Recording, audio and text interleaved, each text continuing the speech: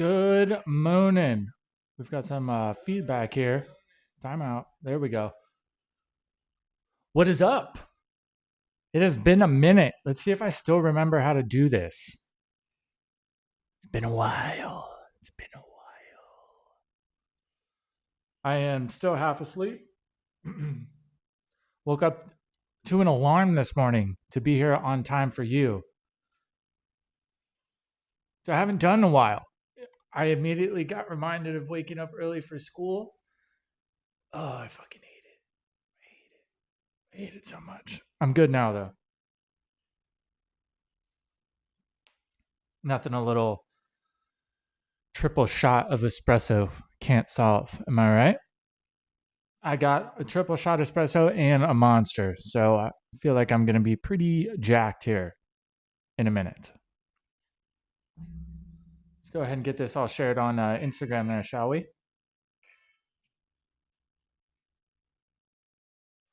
Good morning. Post.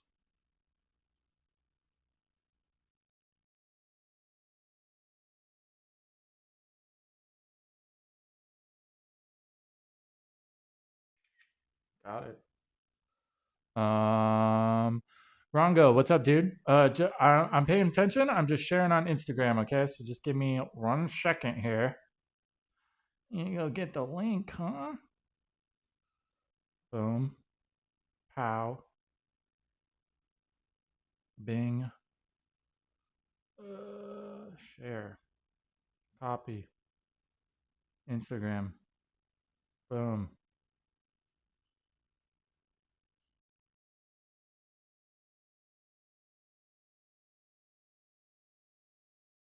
Boom.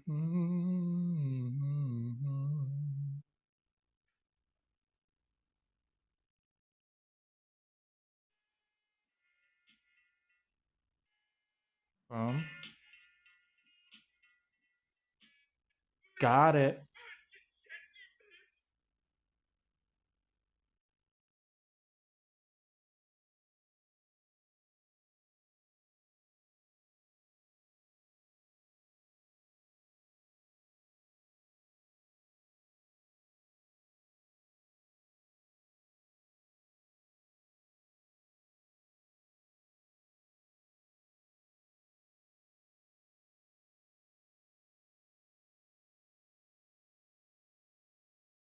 Sorry, I see. I almost got sucked in. See how quick that happens?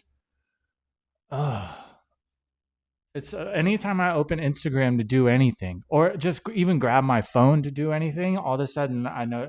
Before I know it, I'm fucking scrolling reels. I think this is the second live since we've been in Bangkok. I'm pretty sure.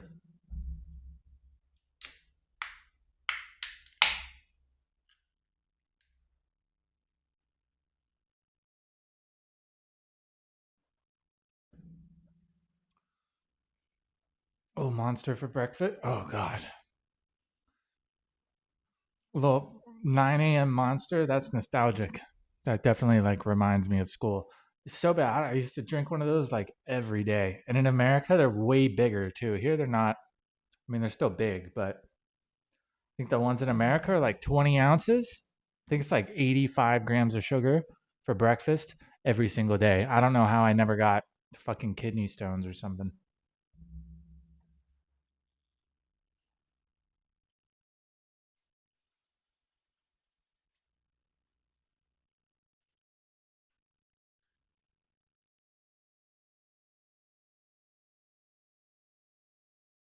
Oh, it feels weird being in front of lights this early in the morning.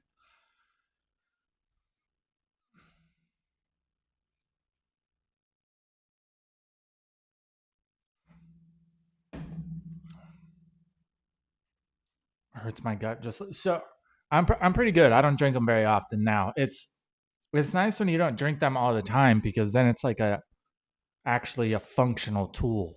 So when you do drink them, you're like, "Ugh." When I used to drink them every day, it's like they didn't do anything. Now I'm like, the other night when I went to the car meet, it was like 11 p.m. and I was already dragging ass, so I drank one while I was there. Then I was up till like fucking 2 in the morning. No problemo. I was reading something the other day that said half life of caffeine is like 5 hours, which kind of makes sense. So if you drink, 200 milligrams of caffeine, after 5 hours, you've still got 100 milligrams of caffeine in your system, which is crazy.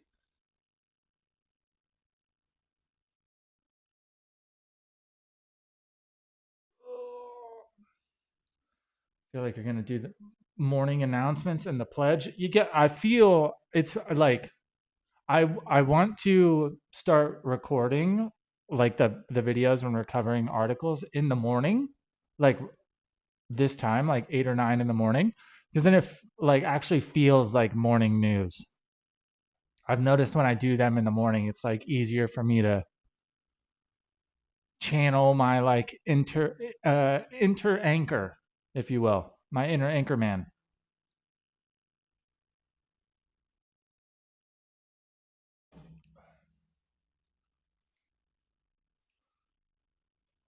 So it looks like we are successfully streaming everywhere that we want to, minus Twitch,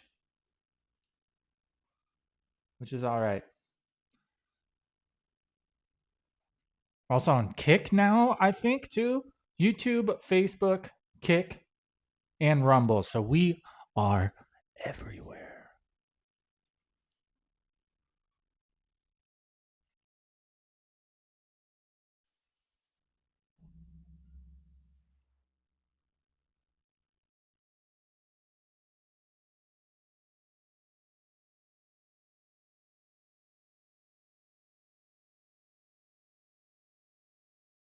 Discriminatory ability is not the same as social discrimination. All right, then. Well, thank you. Wake up with Tempest. Yeah, it would be kind of cool to do lives and cover the news. The only thing that sucks with covering that stuff live is like a lot of the time there's a lot of information that we include in the videos that isn't from one source. You know what I mean? Because of course different people report there's like little tidbits that get lost in translation. One thing I've noticed since like following everything so closely is like it's very easy to tell like which organizations just like copy the report from somebody else and which ones like have their own sources. I've started to like figure out who's obviously got some people on the inside and are like getting information directly from the sources. It blew my mind with what was it? Oh, the with the Russian siblings when they went and caught the guys, how many reporters were there with the police? Like it blew my mind. Like they're actively chasing these guys like through the jungle out near the border of Cambodia. And there was like 50 like videographers and reporters, whatever you want to call them there. So it's like I need to meet somebody. I need to get those phone calls. Like, hey, we know where this guy is. We're going to get him. It's like, I will be there. Those videos that those guys got went super viral.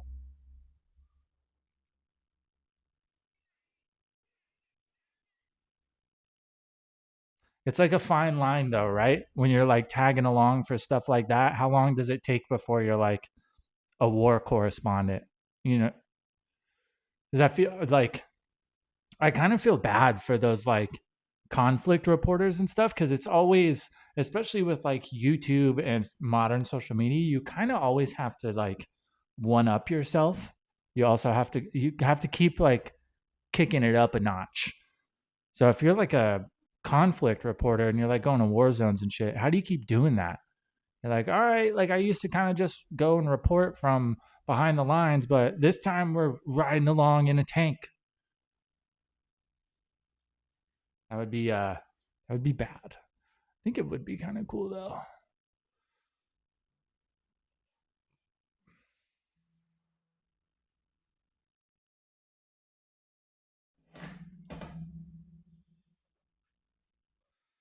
Need a man on the inside. Yeah, exactly. I feel like you probably gotta like juice some people to get that, right? Gotta line some pockets. kick in some tips. I guess it would make sense if you need tips to get tips.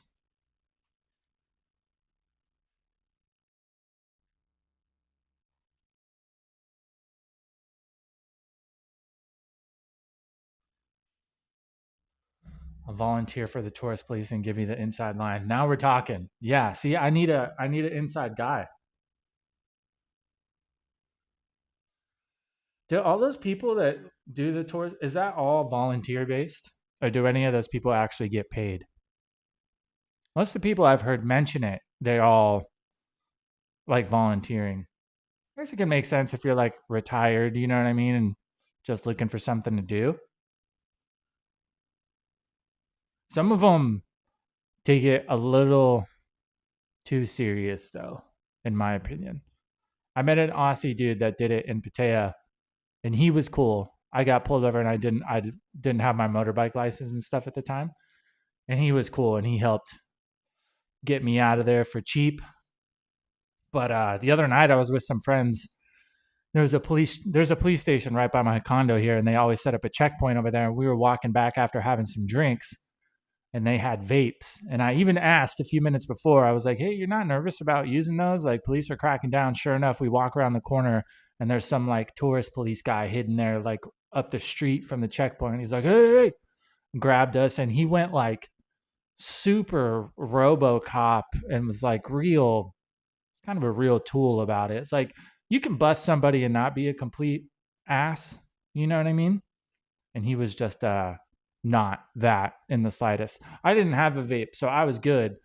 So I was trying to walk with them to make sure like they were all good, and if they needed money to pay the fine at that moment, you know what I mean? And he was like, "Fuck, you can't be here, blah blah blah. If you stay here, I'm gonna bust you too." And I was like, "Jesus, yeah, he was a real tool." 100% volunteer on the Farang side. The Thais are regular paid police officers. All right.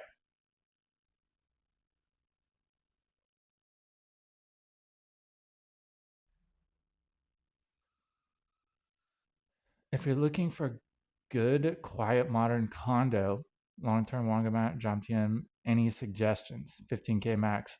Are you saying you're looking for a condo, or are you in here promoting condos? Because this isn't Craigslist, my man.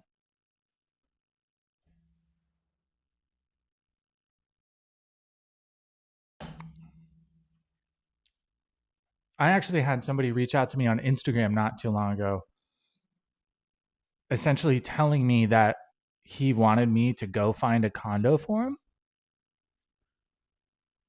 which was strange to say the least. Like, I'm not a real estate agent, first of all. Yes, no. Which one is it, bro? You're looking for a condo? Just go post on Facebook. That's the easiest way to do it. Go get in all the rental groups on Facebook. The one thing that I love is every time I go, like, and I've been looking for condos on Facebook, I'm very clear about what my budget is, and I'm not interested in anything outside of that budget. I'll post like, yeah, my budget is 10,000 a month, and then I get 25 DMs of people sending me places that are like 35,000 a month. I can understand if I say my budget's 10 and you send me some for, like 11 or 12K within a few thousand by. All right. But they'll send me stuff that's like triple, quadruple my budget, sending me like pool villas and stuff that are 50,000 a month. I'm like, dude, has that worked before? 5 times what the person said they were looking for.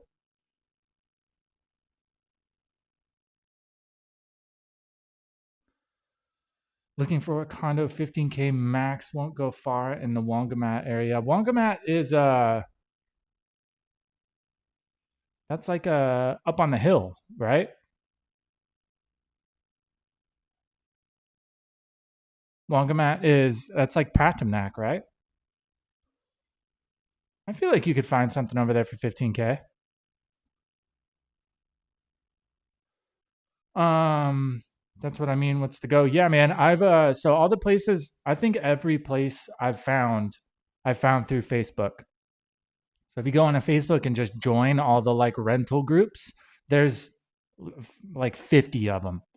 So if you go join those, I always just go on there and look which groups have the most members and which groups are getting posted in the most, and go in there instead of like digging all through digging through what people have posted. I just go in there and say, hey, this is what I'm looking for. These are the areas that I'm looking at. Send me a DM, whatever. And there's tons of agents in there, and they'll reach out to you.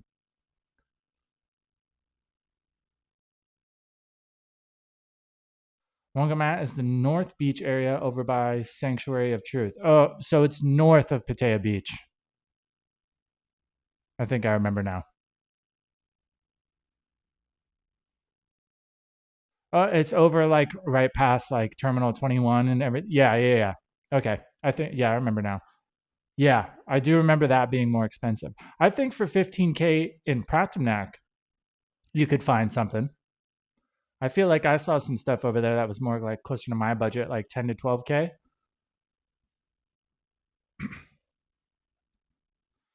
I liked Wongamat. I never lived up there. It definitely seemed more expensive though, for sure. When I was up there, the condos looked a lot nicer.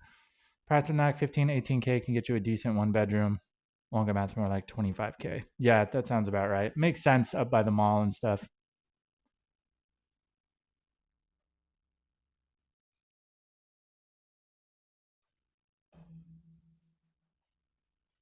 15K in Jomtien, you could get a nice place for sure.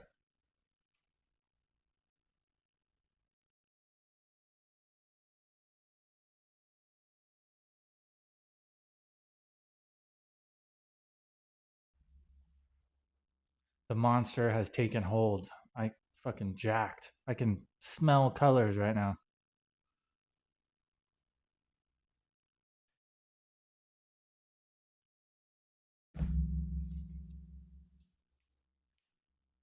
Yeah, I remember when I first got to Jomtien, man, because when I first got to Pattaya, the first month I just used an Airbnb.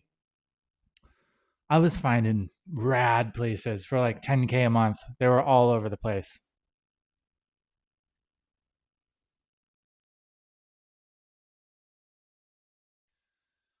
Can get older, I think. 15K condos, Wongamat, allegedly, unless they're ghost listings. Yeah, it's like it's one of those things you could probably find something. You're just gonna have to look a little bit harder. Because I feel like there's so many empty places. I feel like a lot of people tend to just drop the price because they would rather have somebody in there paying 15K a month instead of having it listed for 20K and being empty for half the year. You know what I mean? It's kind of the same thing with this place that I'm in Bangkok. Like, this is a nice building. And the owner, she's a Chinese lady. She's got quite a few units, and she just deliberately undercuts like the going rate by like 3 or 4 thousand baht just to keep this place occupied. Um, by comparison, like most of the other rooms in my building are about 4 to 5 thousand more than what I pay.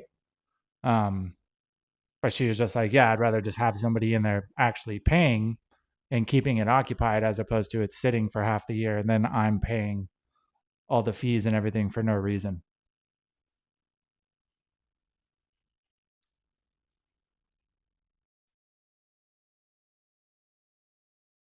Another piece of advice I would give too is if you are, it's good to go through an agency that has quite a few listings because you're more likely to get your deposits back.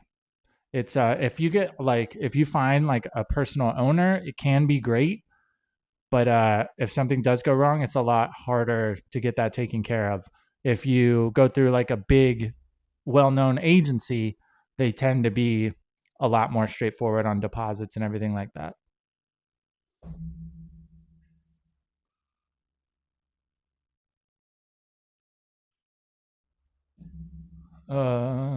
What? I'm in on Newt in Bangkok.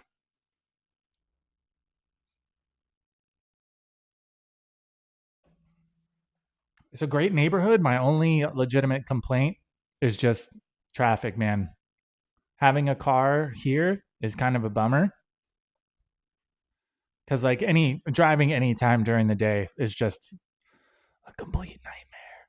and it's impossible to like get anywhere without going down Sukhumvit some in some regard. And it's just like, man, it'll be like 10 p.m. and I'm like, okay, Sukhumvit won't be that bad. Still backed up. I'm like, damn.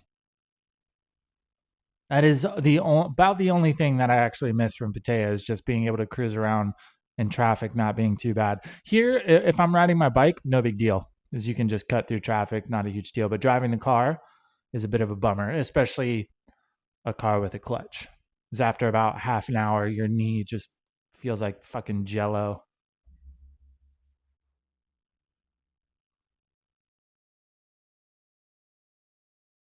Oh shit! We gotta update, huh?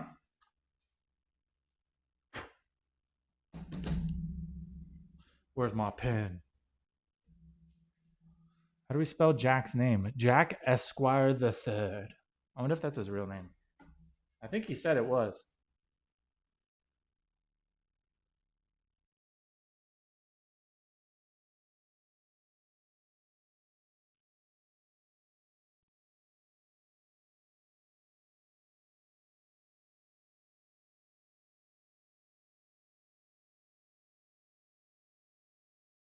That feels weird to write. I feel like I'm trolling.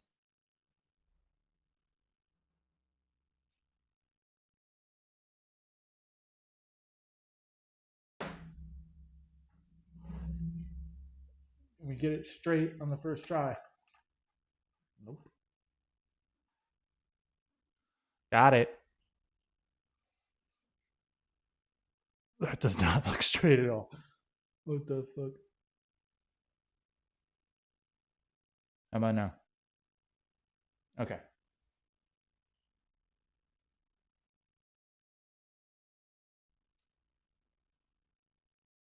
Um, let's move that. Give me 1 second.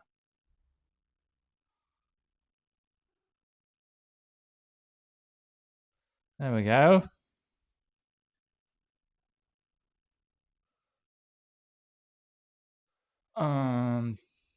You like Bangkok better than Pattaya generally? How about the heat, burning season, air quality?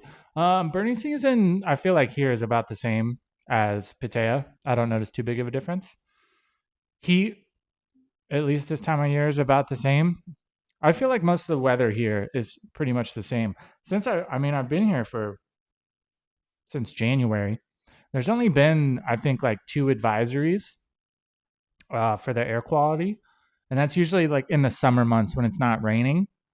When it's raining frequently, like it is now, it kind of brings all the dust down and everything, so it's not bad. I just I downloaded like an air quality app, and I have like P12 masks and everything. So if the air quality is really bad that day and I'm actually going to be out and about, it gives me like a notification, and then I just wear a mask. It's not too big a deal.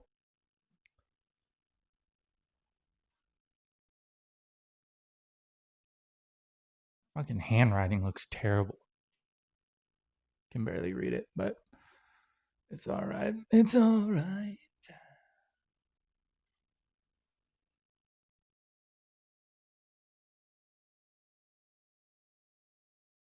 Stream is actually doing pretty good. I haven't done this in a while. I thought I was going to forget all the settings and we were just going to be lagging like a bitch, but 0% packet loss so far at 60 frames. Now we're talking, baby.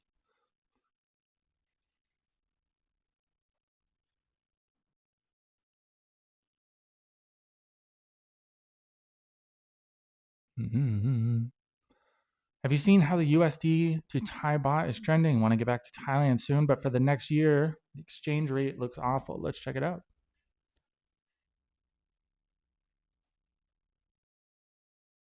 Right now it is 32.6. That's not terrible.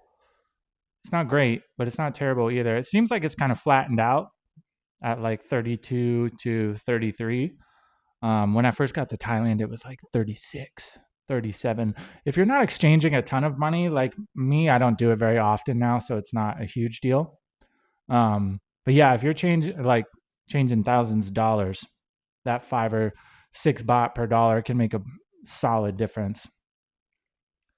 Um, Yeah, if it stays there, like that's not too bad. It was worse than that. I feel like end of like last year, I want to say it was down to like 30, which was rough. That big difference, like going from getting 7,000 for $200 going down to 6,000, you're like, that kind of sucks. It was up to 33.1. Yeah, and like mind you, that was like the Google rate. So you're always going to get a little bit less than that, right? Especially if you're going to like the exchanges on the corner and stuff because they need to make their money, right? And a lot of the exchanges, that's how they make their money. They just give you a little bit under what the actual rate is, and then they can send it off and get the full rate.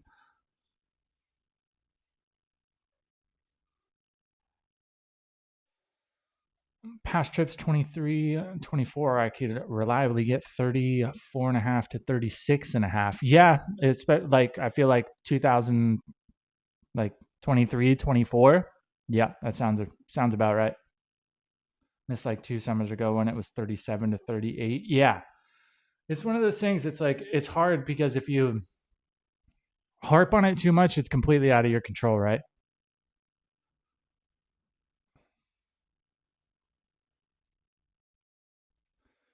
Finally, USD might be better now than in 6 to 12 months. Look like they're going to cut rates next year. Yeah, well, and I know like the Bank of Thailand is looking at it too because, of course, Thailand has a decent amount of manufacturing and stuff. And when the baht gets stronger, that it hurts the manufacturing because they do a lot of export stuff. So I know the bank was like acknowledging that, and they said they were going to try to do things to get it back down to like kind of baseline, but we'll have to see, right?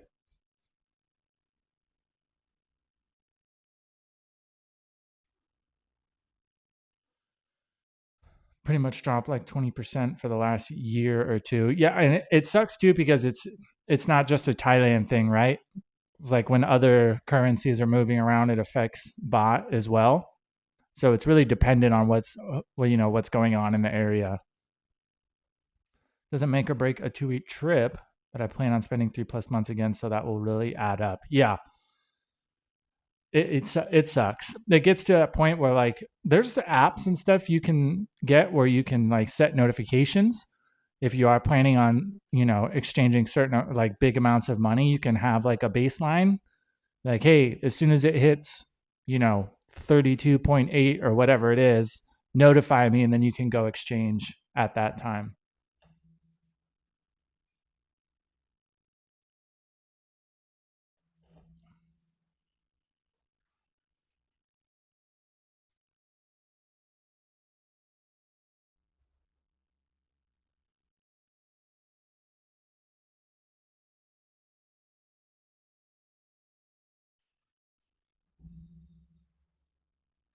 Sucks because I get paid in USD. Feels like I took a 20% pay cut. Yeah, no, trust me, I feel you, bro. Vast majority of my stuff is all in USD too, so it's a bit of a bummer. And if you add on top of that, like it's not a huge chunk, but I also feel like 1,000 baht is not going quite as far as it used to. I find myself having to get more and more tactical to spend the same amount of money.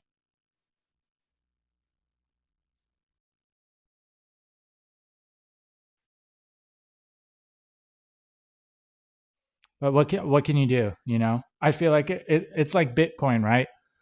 If you sit and wait for the rate to constantly get better, it's just going to keep getting worse. You know what I mean? And then when you do come, it's going to be even worse than when you originally planned your trip.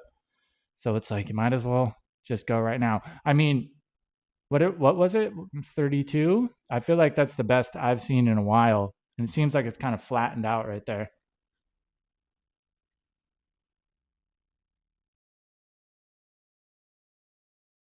Yeah, 32.59. It's actually gone down quite a bit this month. It was up to 33.6 at the beginning of the month. I mean, it's up compared to like February of this year. It's up compared to this time last year. Not by a ton, but Seems like it always dips around like Christmas time. At one point, let's see what the highest was. October 2022, it was at 38.25. Son of a bitch. That would be nice, man. That would be nice. My company was actually pretty cool about it. Gave me a 10% raise to try and offset the dollar sliding. Hell yeah. That's nice.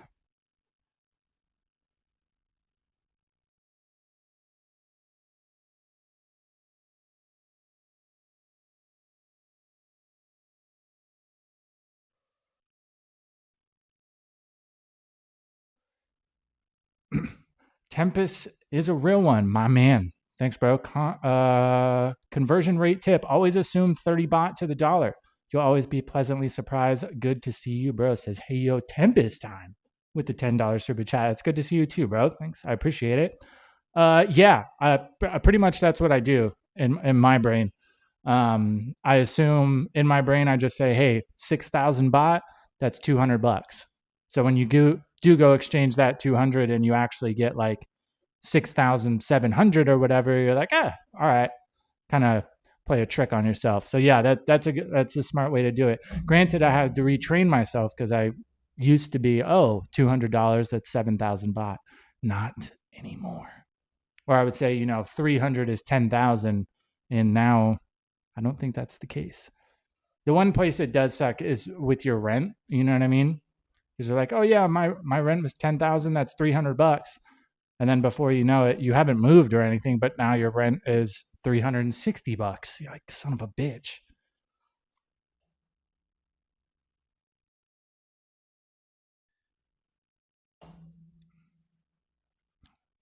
What area of Bangkok are you in? I live in On Nut, right off the BTS. I've been definitely since moving up here, not anything with you guys, but I've been a little more running a bit of a tighter ship where I'm filming and talking about where I live. I've met at this point probably 30 people that were subscribers or whatever, whether it be here or Instagram, whatever. 29 of them, all cool, respectful, nice, super cool. I met one guy though who just took it a little too far. So you guys might remember when I was in Pattaya, I used to film at the coffee shop, the Cafe Amazon I used to go to all the time, right? So somebody who was a subscriber figured out which shop that was, and it got to the point where he was there every single day. And especially me in the mornings. I am not a morning person. Most of the time, for like 2 hours after I wake up, I am not fun to be around. I kind of just like to sit in silence and just collect my thoughts. And it got to the point where this dude would be there every single day. And one of those people that would kind of just talk at you and not really be interested in a conversation. Granted, he seemed like a nice guy. He seemed, relatively harmless. But it was just, it was too much. It was too much. And then I started going to a different coffee shop. And I used to film quite a bit on the street in front of my condo, walking down the street. And he put two and two together that my condo is on that street. And he was waiting outside my condo one day. That's too much. I hope I don't have to tell you guys, if there's a creator that you like and you want to run into them, you want to talk to them, don't wait out in front of their condo. That's too much. That's too much, man. It's and that's like, I've been relatively lucky in that regard. Like I said, vast majority of people I met have been super cool, respectful, understanding of personal space, whatever. Some of my other YouTube friends, I've heard some horror stories of of some people doing some weird shit. I understand it though, because there's creators that I watch, and when you watch so many of somebody's videos, you feel like you get to know them, and it can be easy to forget that this creator has not watched videos of you. This person has no idea who you are. Something to consider. Someone asked me if they could film a condo tour of my place and do an interview. Bro, I'm not doxing my fucking home address. Right. And it's like I said, vast majority of people, like, it wouldn't be a big deal. But all it takes is like one weirdo, or not even necessarily a weirdo, but somebody who just, how do I say this? Somebody who just is a bit off when it comes to like social norms. You know what I mean? Like, I don't think that dude was waiting out in front of my condo to like kill me or anything, but sometimes some people, they don't even have like that self-reflection. Me, I get like social anxiety. So if it was me, I'd be like, I'm waiting out in front of this person's condo. Isn't that kind of fucking weird? I feel like this is a little bit weird. And I would talk myself out of it. Some people don't have that monologue. The hell is going on here?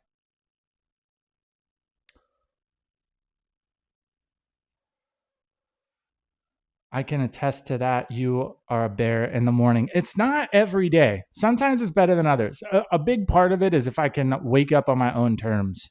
You know what I mean? I don't know what it is. Something about getting woken up by an alarm. I don't know if it's a fucking trauma thing or what, but I do not like it.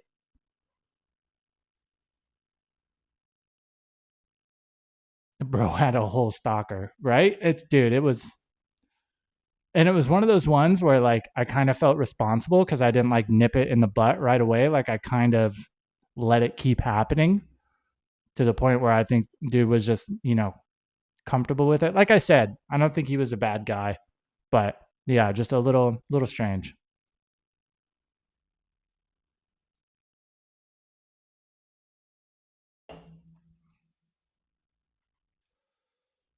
You mean that black guy Ashley Thomas or whatever his name is? I don't know who that is.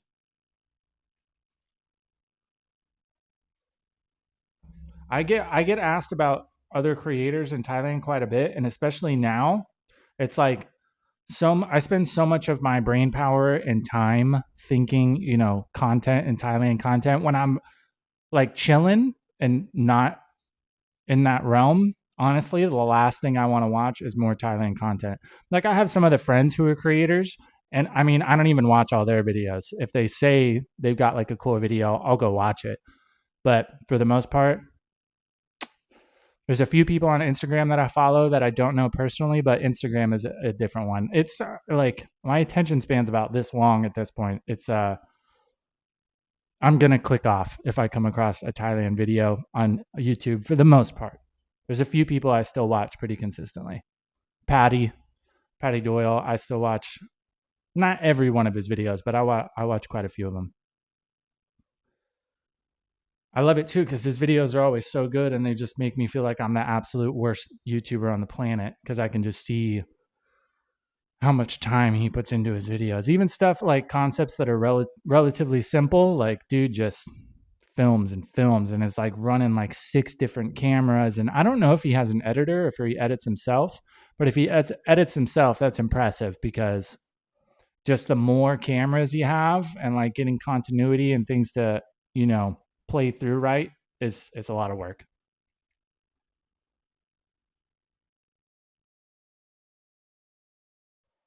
But all right, now I'm curious. Ashley Thomas, that's a dude?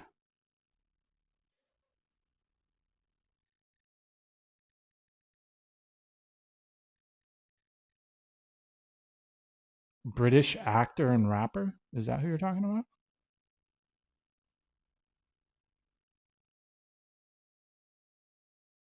Man, I thought I had it rough in school. Imagine being a boy named Ashley. Once you're like grown, I think that's a cool name, but that was probably tough in school.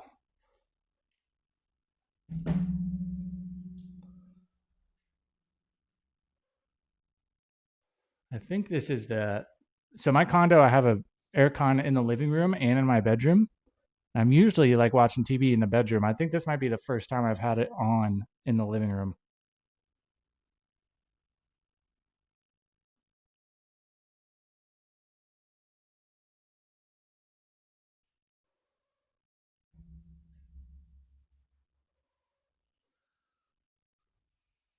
Are there any places in Thailand you felt the safest? on a motorbike. I've ridden around a fair few places in Thailand, but only felt safe riding in Bang San and Songkhla. Anywhere you can get away from the big cities is nice. It's so I feel definitely like more safe when you get like out of the cities and you're kind of out in the boonies. But there's like a trade off there, right? The only like the thing with in the cities, most of the drivers understand there's a lot of traffic, so people are paying attention. Well, did we just freeze?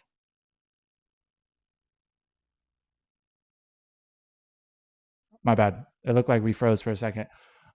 So people are paying attention. The thing out when you get out of the cities is it's more people easy for people to like zone out, right? So it's like it's a fine line. The only place where I'm like feel constantly kind of puckered is Bangkok. It kind of just blows my mind.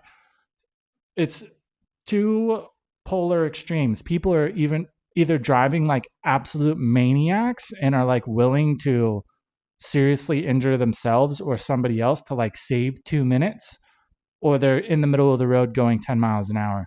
So, man, yeah, only people like the taxis in Bangkok, dude. Holy, I just, so many of them.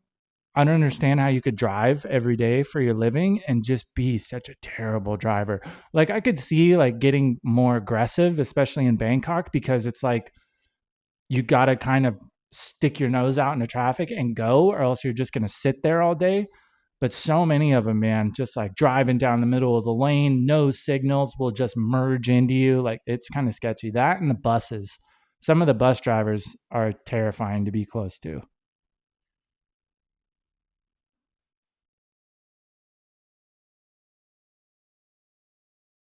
Oh shit, we got to add.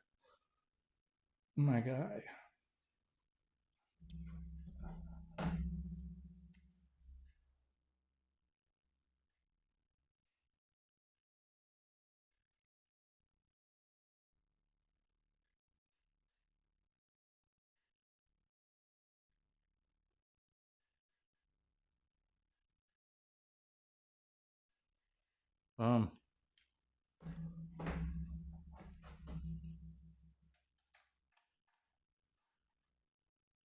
Got you.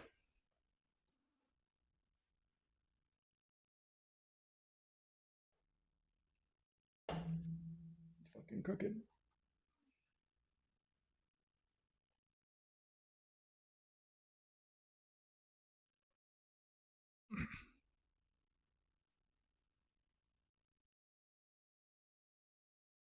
What are you writing down? It's labeled Stream VIP. So Jack is one of the top all-time donators. And then if you donate, we just you get your name up on a list, a little free promo. Krabi is safe on scooters, low traffic. Yeah, anywhere you can get where there's just literally not as many cars. The only like Bangkok is the only place where I've especially felt like if you've never ridden before, it's pretty rough. Well, especially like down here by Sukhumvit. Once you get out like to the outskirts of the city a bit, it's not as bad. But especially around here, holy hell, dude.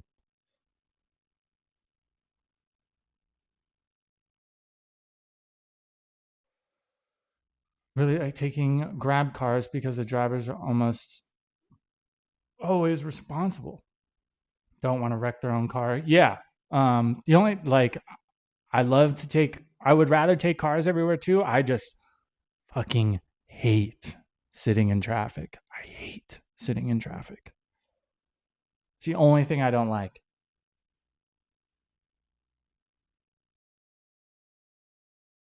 But I think I don't know. It all depends, right? How far are you going? If I'm going any farther than like 15 minutes, I'm gonna take a car. Um, that is one nice thing about having a bike is you don't have to take motorbike taxis all the time. It wasn't that bad in Pattaya, but I would not want to be taking motorbike taxis all over Bangkok. Couldn't read it. I mean, it makes sense. I'm I I'm not exactly known for having the best handwriting. The funny thing is when I look at it, I'm like, oh, that handwriting's not too bad, and then I see it on the screen, and it looks about 10 times worse.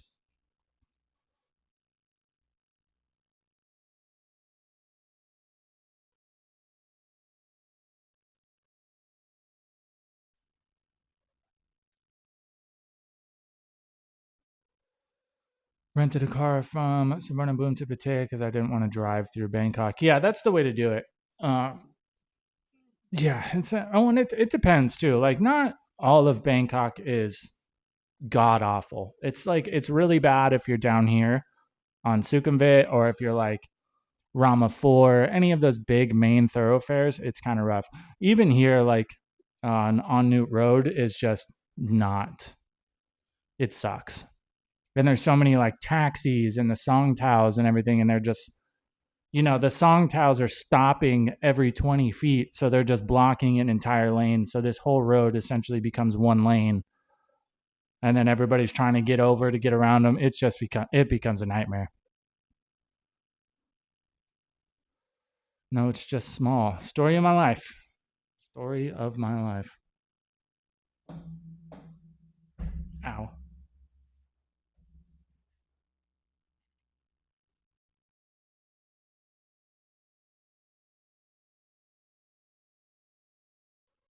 I don't know what it is. Over the past 6 months or so, like I've always gotten like scam emails of people acting like sponsors and stuff, but over the past 6 months, it has just like turned up tenfold.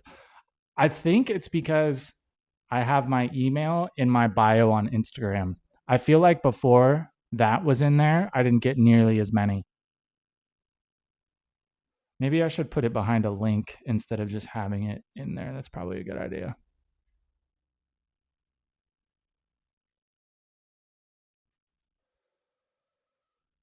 Are there any new Thai phrases you've learned lately that you wish you would have known when you first arrived? So, over the years, I've learned and forgotten so many because, especially around like in the area that I live, everybody just speaks English. So, like, I'll learn one, I'll remember it pretty good, but if you're not using it in conversation, you just forget it. So, not really. I should probably know more Thai than I do, but what can you do?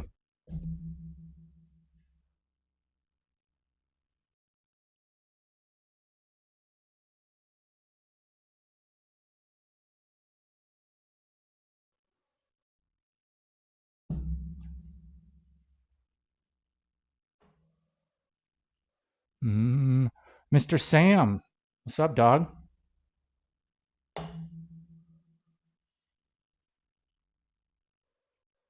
Keep fighting. What does that mean? It's too early for your um. I don't even fucking know the words. I was gonna. It's too early for your shrouded. Forget it. Forget it. What's up, guys? If you haven't yet, go subscribe to Gone Adrift now. Do it now.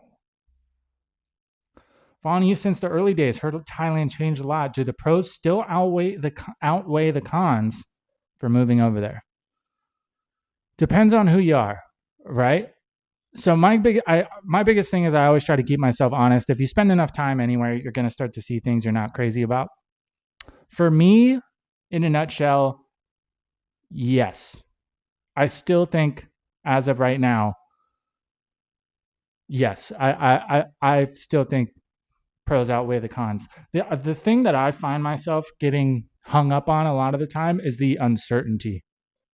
Things are just always changing, especially with like these recent crackdowns and stuff we're seeing stuff that used to kind of just be status normal and nobody was really worried about it, and it was just kind of honestly like how it's just kind of how you did things. Now we're seeing authorities come behind and say actually no, and are like busting these people. So that's a little concerning. Granted, like I'm on a proper visa, all my stuff is all squared away, but like it's not out of the question that that could change at any time. So I feel like that's the thing I catch myself thinking about quite a bit. But the stuff as it is out in the open right now, I'm cool with.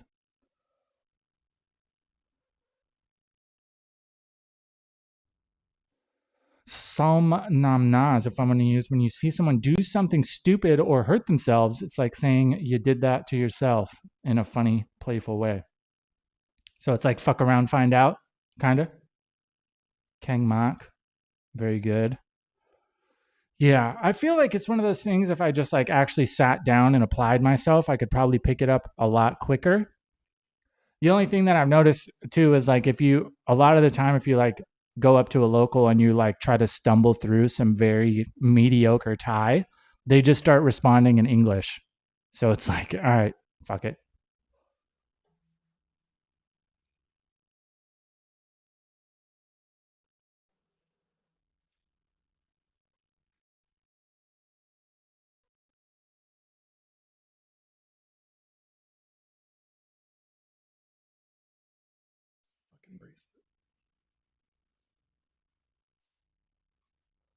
A monster and a triple espresso might have been a little too much. I can feel my pulse in my eyeballs.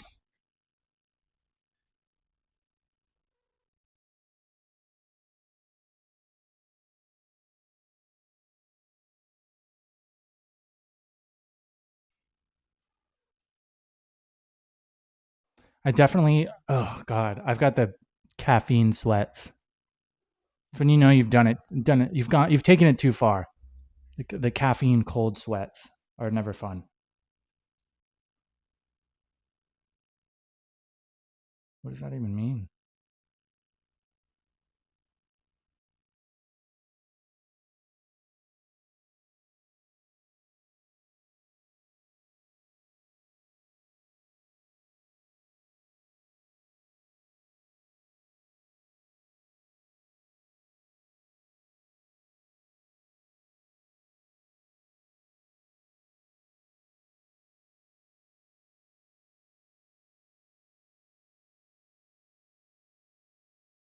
The amount of people on the internet that will just spout things entirely untrue and they could learn the reality of it with a very simple Google search.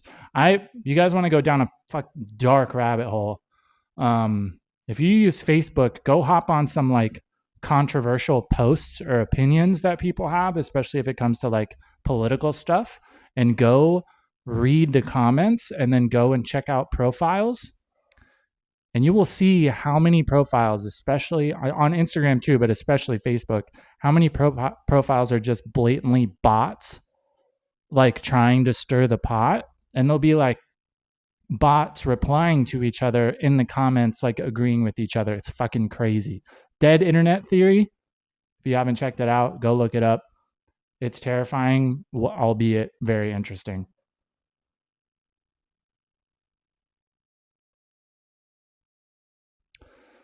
Quick is relative. More than 2 years I've been studying and still feel like my reading, writing, and speaking are on par with the second graders. Of course, yeah. And I feel like any language where you're required to not only learn new tones, but you have to learn an entire alphabet as well.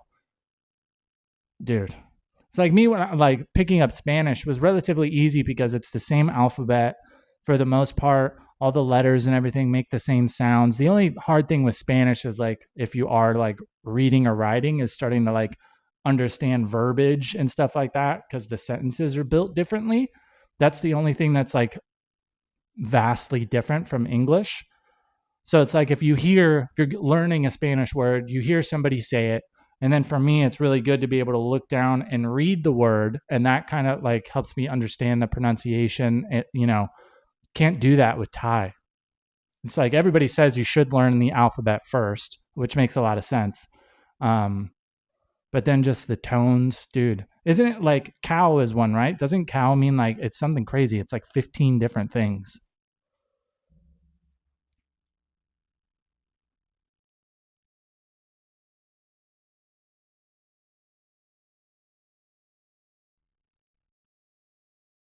This fucking chat is freaking out. What the hell's going on?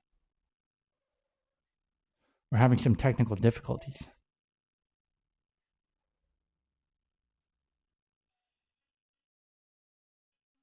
No, I'm gonna get fucking copyrighted. Speaking of copyrights, YouTube went ahead and copyrighted somebody else's video because they included a clip from mine. It just did it automatically, which I did not like. Every time that's happened in the past, you had to approve it. YouTube would give you a notification and said, "Hey, we found some of your content in so and so's video. Do you want to copyright it?" And most of the time, like unless somebody just like blatantly copied my video, I was like, it's fine. Like I've had people like do reactions and stuff, totally cool. But this last time, somebody used one of the clips that I had used, and it wasn't even actually my footage. It was from one of the news agencies, and I credited the news agency in my video. Somebody else used that clip in their video, and then YouTube went ahead and hit them with a copyright from my channel. What the fuck is that? Luckily, I was able to go in and remove it. Like the guy sent me an email and he's like, dude, like I didn't mean like it's only like a 10-second clip. I was like, bro, I didn't even do that. That was automatic. Learning the alphabet actually helped a ton. You learn 44 words when you learn the consonants. Yeah, see, that makes sense. Chill Will, what's up, bro? Visa uncertainty is stressful. Has cost really increased at the tourist spots to Western prices? Keys did a video on that lately. People come to Thailand to feel wealthy, not to feel broke. Yeah, so it's still entirely possible. We made a video not too long ago talking about like living here on a budget. It's still entirely possible. I think it would be a little bit harder. A lot of it depends on where you are. But you could still be on a pretty decent budget. But especially when it comes to some restaurants and stuff, like I've seen some prices get pretty crazy where it's like it's just the same as it would be in America. So that's unfortunate. It seems like too, like a lot of the time the system seems to be here. Like if a business isn't getting as much business, instead of trying to get more customers in, they just raise the prices to kind of offset the customers that aren't coming. So then a lot of the time that ends up ostracizing the few customers that were still coming. You know what I mean? But that has a tendency to kind of balance itself out. I definitely saw that with hotels. And now it seems like hotel prices are coming back down a bit. People are starting to realize, like, hey, it's better to have 10 people here and charge 30% less than for us to, you know, kick it up 15% and only have one person. I think a lot of people are realizing that. People come to Thailand to feel wealthy, not to feel broke. Yeah. I think I think that's something that not a lot of people are talking about. You know what I mean? There's been a lot of talk about Thailand targeting high quality tourists, which I totally understand. At the end of the day, tourism's about money, right? At the end of the day, that's what it boils down to. So wanting people that are going to come and spend more money, okay. The only thing that I've seen that they've seemed to have kind of failed to acknowledge is that people who are wealthy and like really well off, they can vacation anywhere they want. You know what I mean? Like somebody who makes $300,000 a year, they can go to Turks and Caicos, they can go to south of France, they can go to Ibiza, you know, they can go wherever they want. So I'm sure some of them still come to Thailand, but in comparison to like blue collar people or people on holiday or retirees or whatever, I feel like that's where Thailand's bread and butter was for a long time, because these people, yes, for the most part, make decent money compared to Thai incomes. They're just normal incomes in Western countries, right? And of course, there's just not as many like wealthy people as there are blue collar people. So is it better to have 10 people that come that spend, you know, or that make $50,000 a year? Or is it better to try to get one person that makes 500,000? You know what I mean? How do you make that distinction?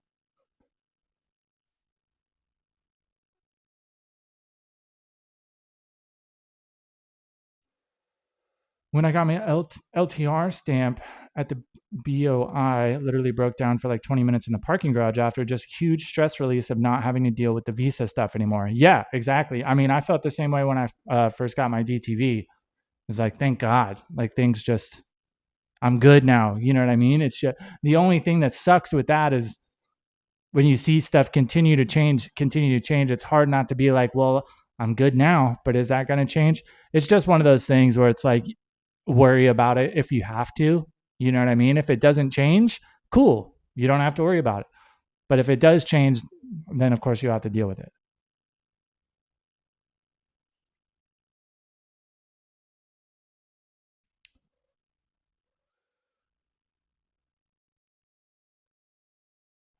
Me to Cambodia.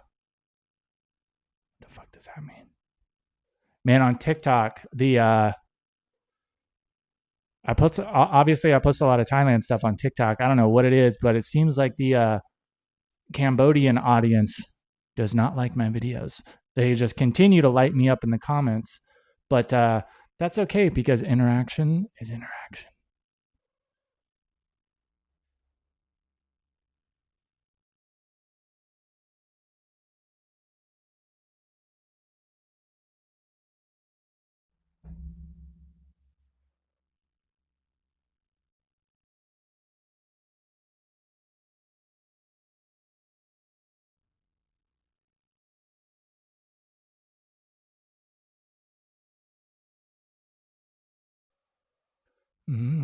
Guys, I gotta use the restroom real quick.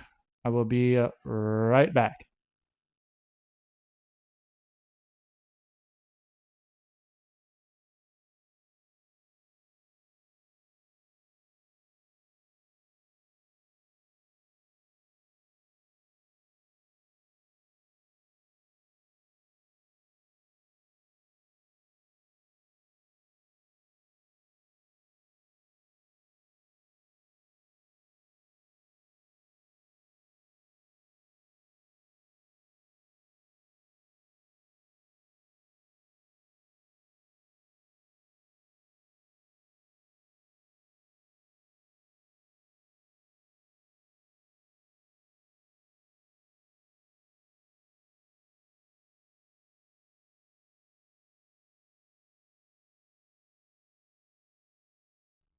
So many lights and wires going everywhere. It's like a fucking minefield in here.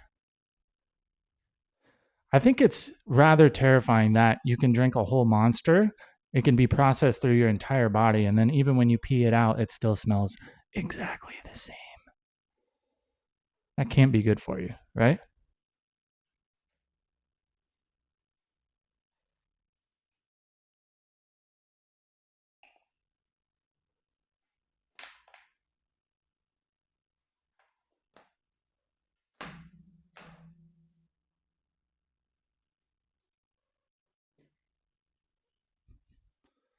Mm-hmm. Have you thought about looking into other Southeast Asian countries if Thailand were to somehow shift course on your visa status? So I really like Vietnam. Only thing with Vietnam is there's no really long term visa that would work for me currently. Philippines is also an option. It's one of those, it's like, it's just living anywhere is what's important to you, right? What's the trade off? A lot of people like have a lot of bad stuff to say about the Philippines, but one thing about the Philippines, especially with an American passport, is it's very easy to stay there long term if you want to. You can get naturalized relatively easy. You can stay there for extended periods, relatively no problem, and it's super cheap. They have a really good relationship with America when it comes to visas and all that stuff. So I don't see that changing anytime soon. Um, so yeah, there's some other options. Um, I think Indonesia is kind of backpedaling when it comes to long-term visas. So you can thank all the matcha drinking, crystal charging travelers in Bali for that one. Um, yeah, I don't see myself being in Laos long term. It's like Laos is cool in its own way, especially if you like to do like outside stuff. It's a beautiful country, but yeah, I don't know about that one.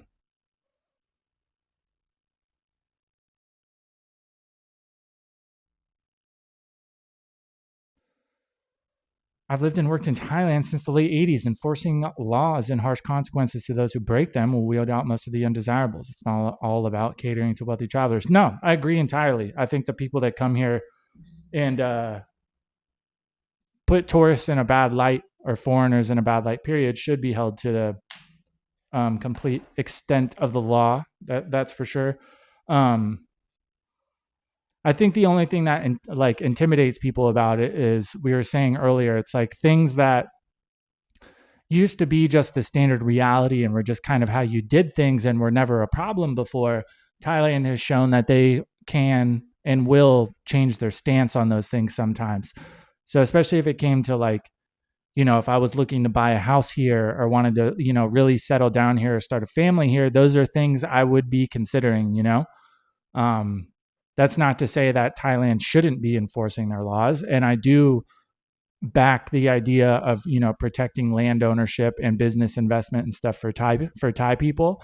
The only thing I would say is like, let's make it, if you guys want this to be cut and dry, let's make everything black and white. Let's get rid of all the little loopholes, and let's just say, hey, you're not allowed to do this. We're enforcing it top to bottom. Period.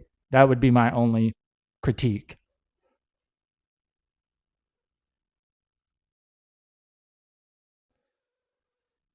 I was on a business visa when I was in Indo, 2-year validity, got to renew every 6 months. That one isn't bad. Yeah, that's pretty sweet. In Vietnam, or not Vietnam, Philippines with a tourist visa, American. Granted, I don't know about other places. I've only looked at the US passport. You can stay for 3 years on a tourist visa. And it's the same thing. I think you got to do like one or two renewals, and then you have to do like, I think one's at 30 days, and then that gets you 60 days, and then when you go in for the 60-day renewal, then you can renew every 6 months. Granted, I read that a while ago. That was probably a year or two ago at this point, so it could be different now, but that seems pretty chill too.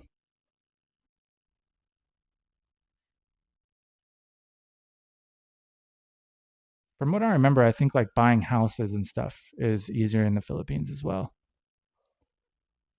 Yeah, I mean, that's my like, I mean, there's other like little day to day stuff that I'm not crazy about, but I mean, no country's perfect, right?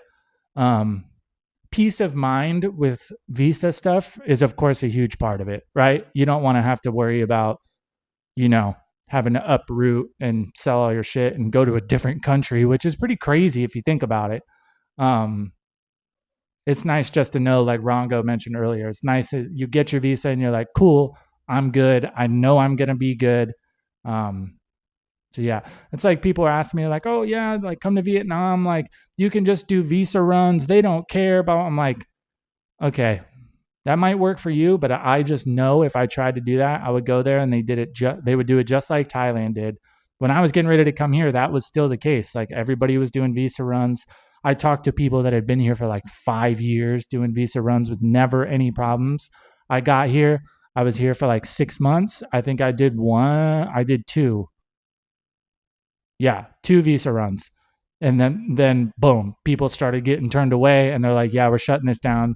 If I went to Vietnam, I can guarantee you it would be the same thing, especially because I've been seeing more and more videos of dirtbag foreigners in Vietnam getting arrested, and they've been like raiding condo buildings and stuff, checking people's papers, and like, I mean, I 100% agree. I think immigration law should be enforced in every country. But I just know I've got that type of luck. I would get there, that would be my plan, and they'd be like, "Yeah, no."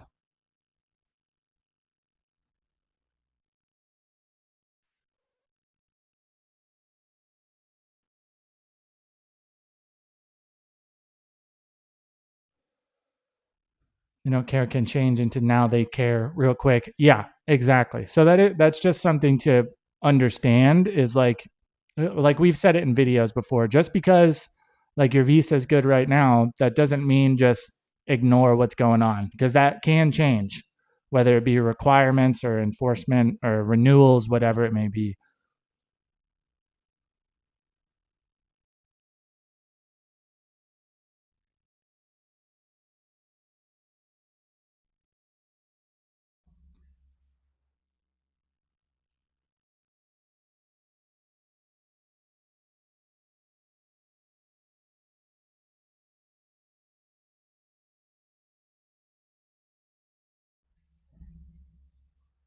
Where is the goddamn aircon? I don't know what it is about this aircon remote, dude. I swear it has like a active camouflage or something. When I set it down, it turns fucking invisible. It's out here somewhere. This condo's not that big.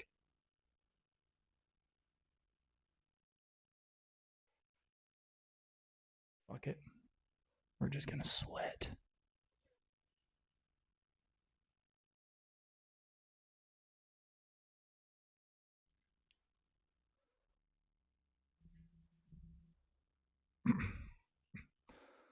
I've heard that Thai immigration have been cracking down on education visas. Have you heard of anyone or experienced any of this personally? So I know one person that did get turned away on a tourist visa, or sorry, education visa. This that's kind of been a thing for a while. I did one education visa, and I didn't know at the time. I went through an agent, and then the school that she set me up with just was not legit at all. So it got to a point where you're scared to come back through immigration because they'll quiz you on it. They'll say, "Hey, you've been here for a year learning Thai, supposedly. Here, read this paper or, whatever, write who you are and where you're from and write it in Thai." So they will question you on it. So that is one thing to consider. But if you are legitimate and you are going to classes and you are learning Thai, you should be fine.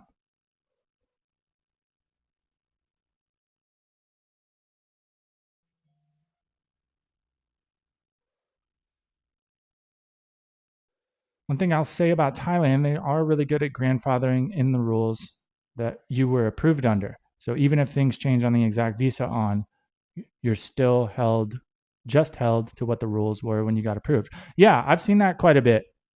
I've even seen it with like my phone bill. So when I first got here, it was right after all the COVID stuff dropped off. So everybody was just like throwing around massive deals trying to get customers in. So I pay 200 baht a month for unlimited everything. And my same plan is now 500 baht a month. But since I signed my contract under that 200, they just keep it at that, which like that would never happen in America. Absolutely not.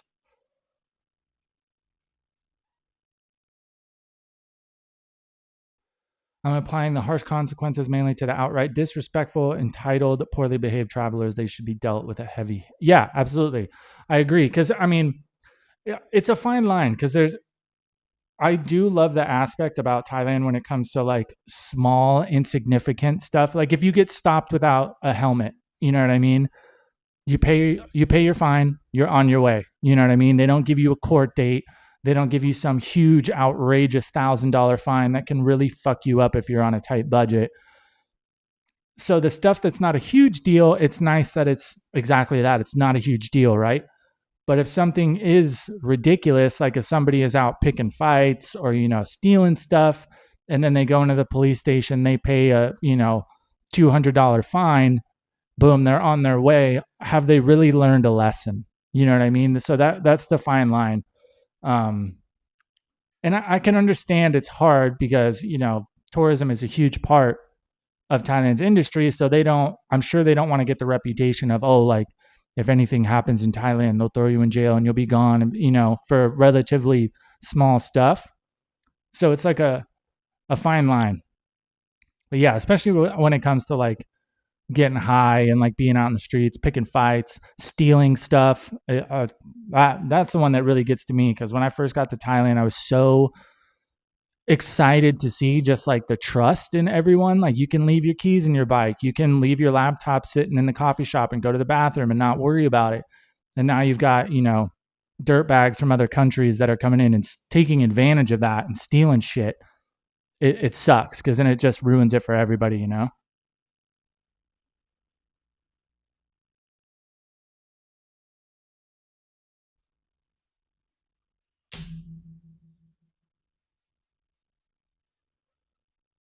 You get a traffic fine in Thailand, keep your receipt, get pulled over the same day, you show them, they'll wave you on. Yeah.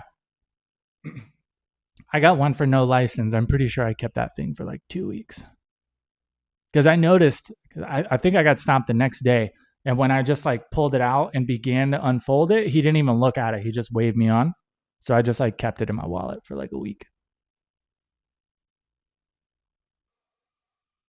Now, I think, well, especially here in Bangkok, I've gotten stopped probably 5 times, both in my car and on the bike, and everything's been fine. One thing I noticed about Bangkok checkpoints, they seem to be looking for specific things most of the time. Like the other night when I came back from the car meet at the rest stop, there's a toll road you get on right there to come back into the city, and the police had a checkpoint right on the other side of the toll gate. So there's nowhere to go. I pulled through. Granted, my car is all legit and everything, but I'm always worried that, like, oh, they're just going to find something. I pulled up, rolled down my window. The guy stuck the breathalyzer out. I blew in, blew a zero, just waved me on. Got back down here to En Nut, and there's a police station right here on the corner. They had a checkpoint set up. Pulled me to the side, searched my whole car, searched my backpack. I think they're either looking for like vapes or illicit substances. And of course, I didn't have any of that on me, so they just waved me on too.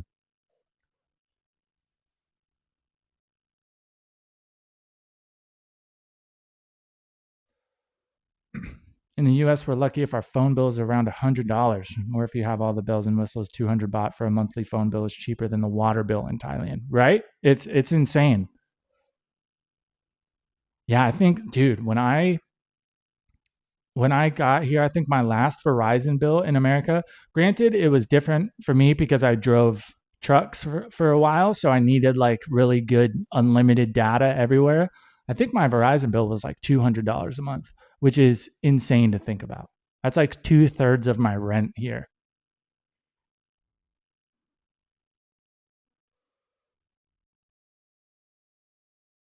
Got pulled over for speeding twice on my way up north, paid the fine the first one, got waived on the second stop.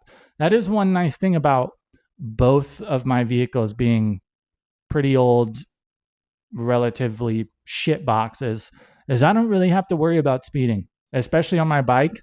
It's a little 125. Like that thing will go maybe 65 kilometers an hour if I absolutely wring its fucking neck. And I don't ride it like that anyway. I'm usually just cruising on it.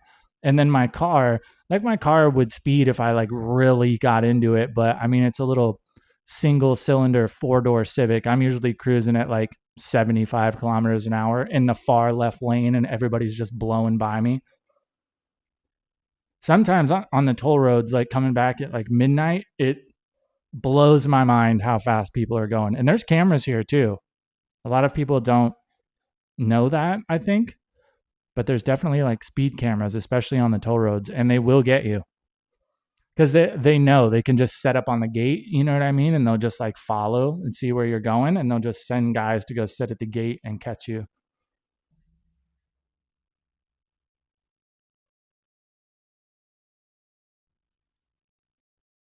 My only real complaint about driving in Bangkok, minus the traffic, but everybody knows that.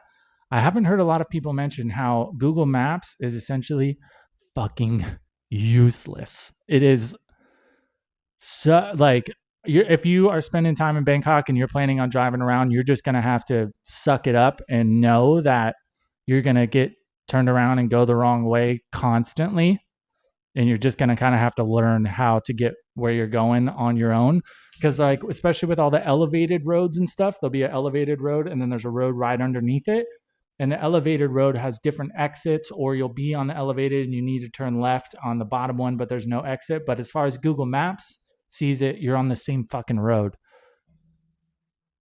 It's especially going up to the rest stop.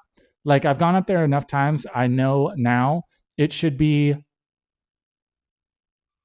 two. Going up there, it's one, two, it's three tolls each way, right? Three different toll roads to get there, three different toll roads to get back. The other day, when I went up there a couple of weeks ago, trying to get up there, I within like 20 minutes, I was on like my fifth toll road heading towards the airport, which is the complete opposite direction. So it's like you got to pay attention. If you just blindly follow Google Maps, it will fucking do you dusty, to say the least.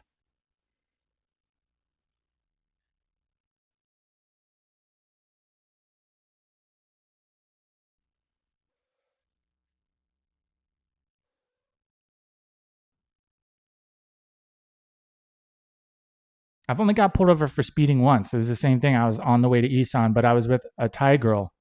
So I was driving. I got hit by the camera, and then, but I had like the visor down and everything, so you couldn't see it was me. So we pulled over. She got in the driver's seat, and then when we got up to the checkpoint where they pull you in, they just let her go because she was Thai. Got lucky with that one. Allegedly, that's what I would do.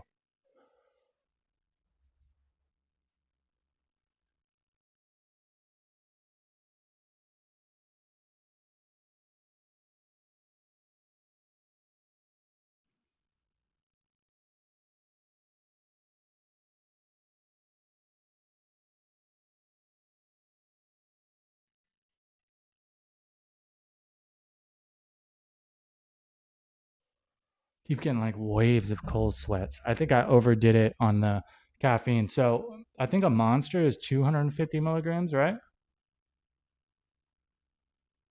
260 milligrams. And then this coffee is 150. So 400 milligrams of caffeine. That's a lot. That is a lot.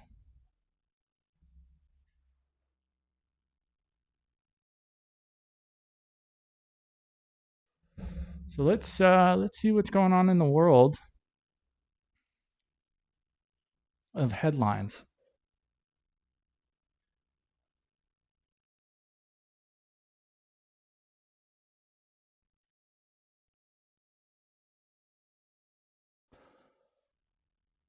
American arrested after allegedly slashing Bangkok officer's neck.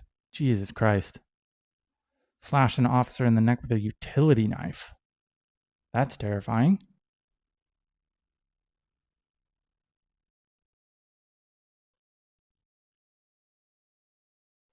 Pattaya homeowner issues warning after CCTV catches clothes thieves.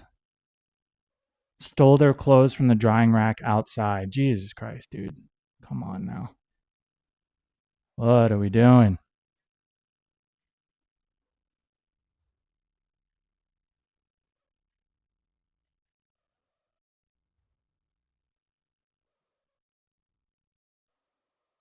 For someone considering a move to Thailand from the States and would rely on public transports, would you recommend Bangkok or Pattaya? And why? Nearly 50 looking for more culture than nightlife. So there's more going on in Bangkok. The only thing about Bangkok, like the public transportation in Bangkok is great. You could get pretty much wherever you want, but it's more of a mission, right? You can get to pretty much anywhere you want on the trains and it's cheap, but it'll take you a while. If you got to go like across town on the train, it's going to take you, an hour and a half, 2 hours. Pattaya is much faster to get around, but also public transportation in Pattaya is not especially great. If you're only going to be like near the beach in Jomtien or Pratamnak or, Pattaya Beach, it's not bad because you can just take the bot bus. But besides that, there's no train or anything, so it's just taxis and stuff.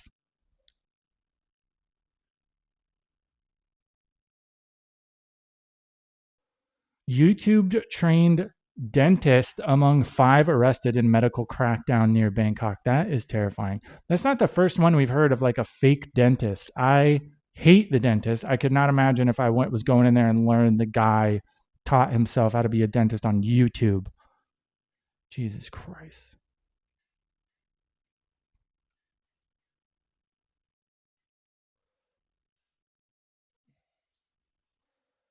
Israeli couple says Thai lawyer to blame after nominee network arrest. I wonder if we're going to see that with like all the crackdowns on all the nominees. Like the vast majority of these are set up through like Thai lawyers and stuff. I wonder if we're going to see police start going after the lawyers and stuff that have facilitated a lot of these purchases. What do you think? I have my opinions, but I want to hear yours.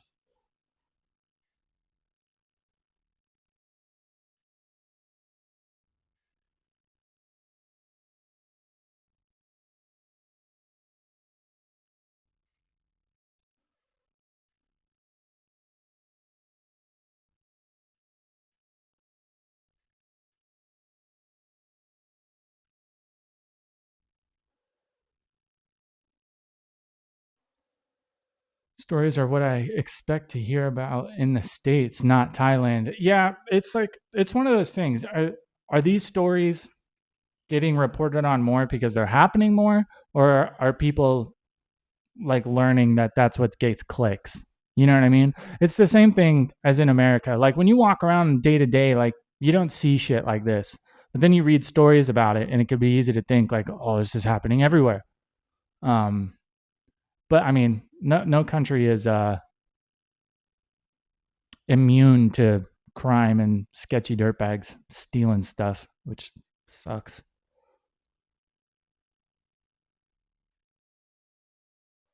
One thing I've noticed, Pattaya, I can almost always get a Bolt within like 5 minutes. Bangkok, it's always been much harder for me to order a Bolt. I only use cars, not bikes. Yeah, I've noticed that too, especially when it comes to Bolt in Bangkok. I don't think Grab is quite as bad. One thing I think to consider is too, I think the taxi mafia in Bangkok has a lot more sway than a lot of places. Like when my mom was here, we went to the what was that place called? With like all the boat tours and stuff. Asia Teak, I think. It's like a shopping place with like restaurants and stuff. And we had to walk like almost a kilometer down the street because the Grab wasn't allowed to like actually pick you up from the pickup area. It was only taxis and tuk-tuks. And it's like an hour from my condo. So I was like, a tuk-tuk is going to try to charge us fucking 2,000 baht for that.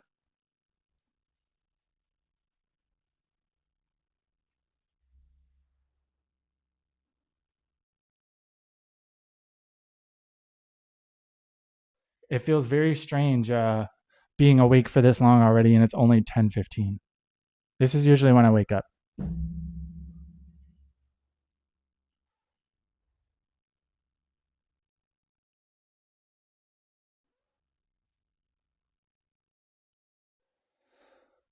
Thailand weather warning: heavy rain to hit north and northeast throughout the 20. Oh, okay, that's an old article.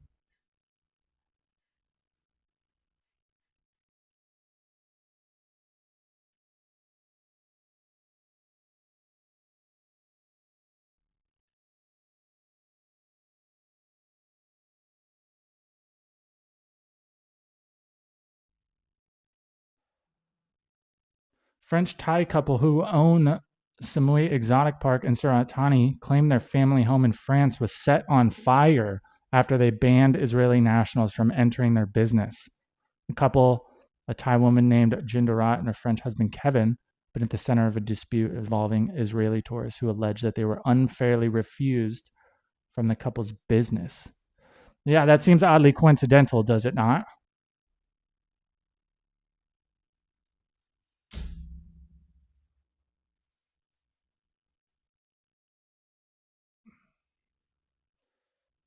Ooh.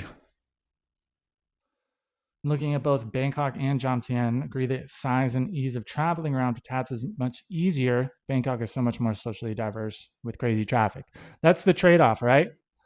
More going on in Bangkok, more people to meet, more people to, forge friendships with.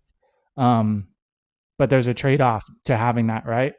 Like Pattaya and Jomtien is nice because it's chill for the most part. I heard they had really severe flooding in northern. Yeah, it got pretty bad.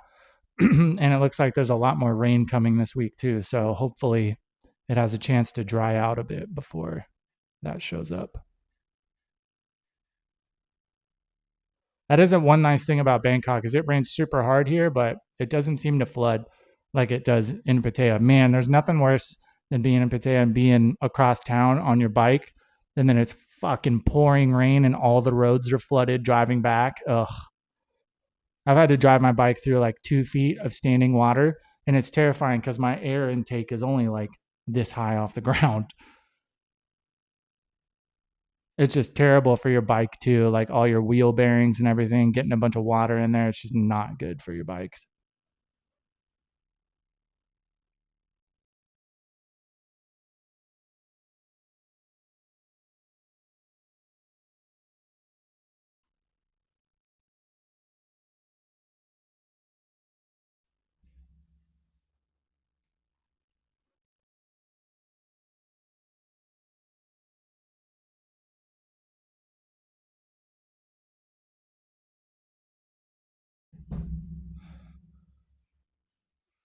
Mm. I'm hot. I'm cold. I'm hot. I'm cold. I feel I got like a caffeine fever right now, or like a caffeine sunburn. It's like your skin feels hot, but you're also freezing at the same time and sweaty, and then the aircon. It's like I feel like I'm gonna get fucking pneumonia or something. Butt's going numb. We have lost 0 packets through this entire stream, which is wild. I feel like these are the same settings I've always used, and we usually, knock on wood, deal with a little bit of fucking lag. Seems all right though. Now we're talking, baby.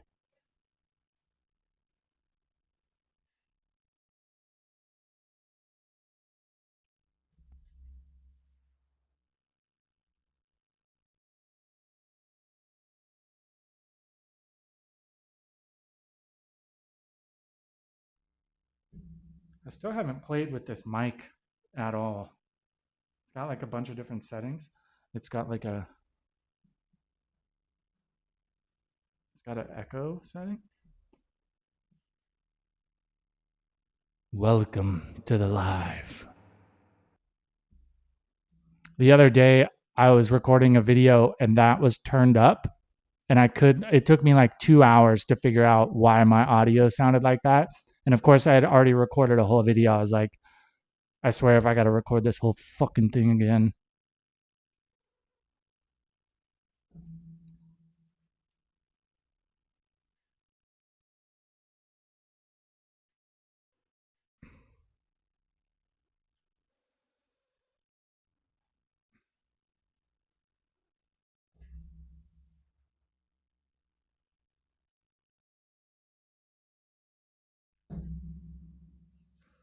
What was the hardest thing for you to adjust to after moving to Thailand from the States? Culture shock, personal comfort wise. I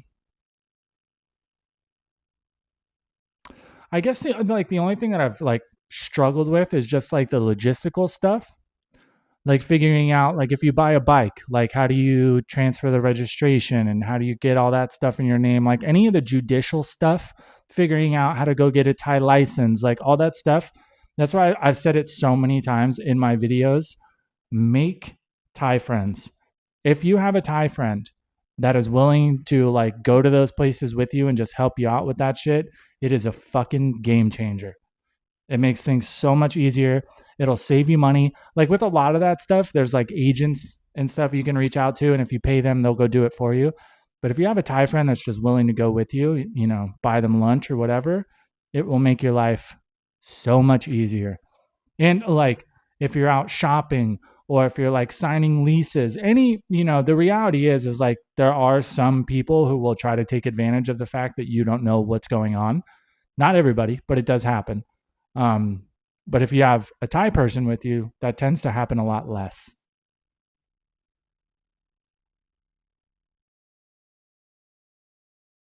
Getting like my new license plate and registration and insurance and all that stuff for my bike, that was pretty hectic. That was a lot. It was frustrating. It's a very not speedy system. It's completely different than how we do it back home. And like the DMV in America is already bad. You know what I mean? It's not exactly the most optimized workflow. You know what I mean? And then here it was just, dude, it was a lot. All the paperwork is in Thai, of course. So you don't know what the fuck you're reading.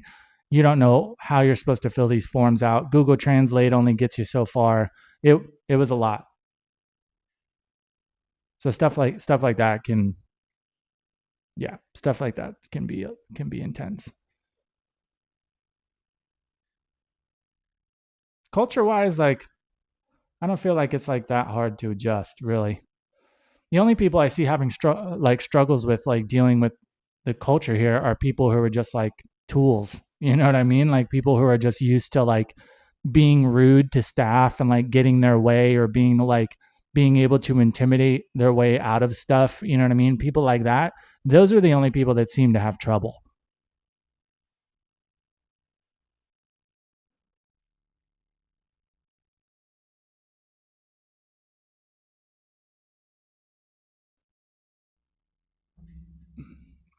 I'm gonna get some water real quick. I'm sweating profusely. I'll be right back. I'm pretty sure I have a mute button on here, right?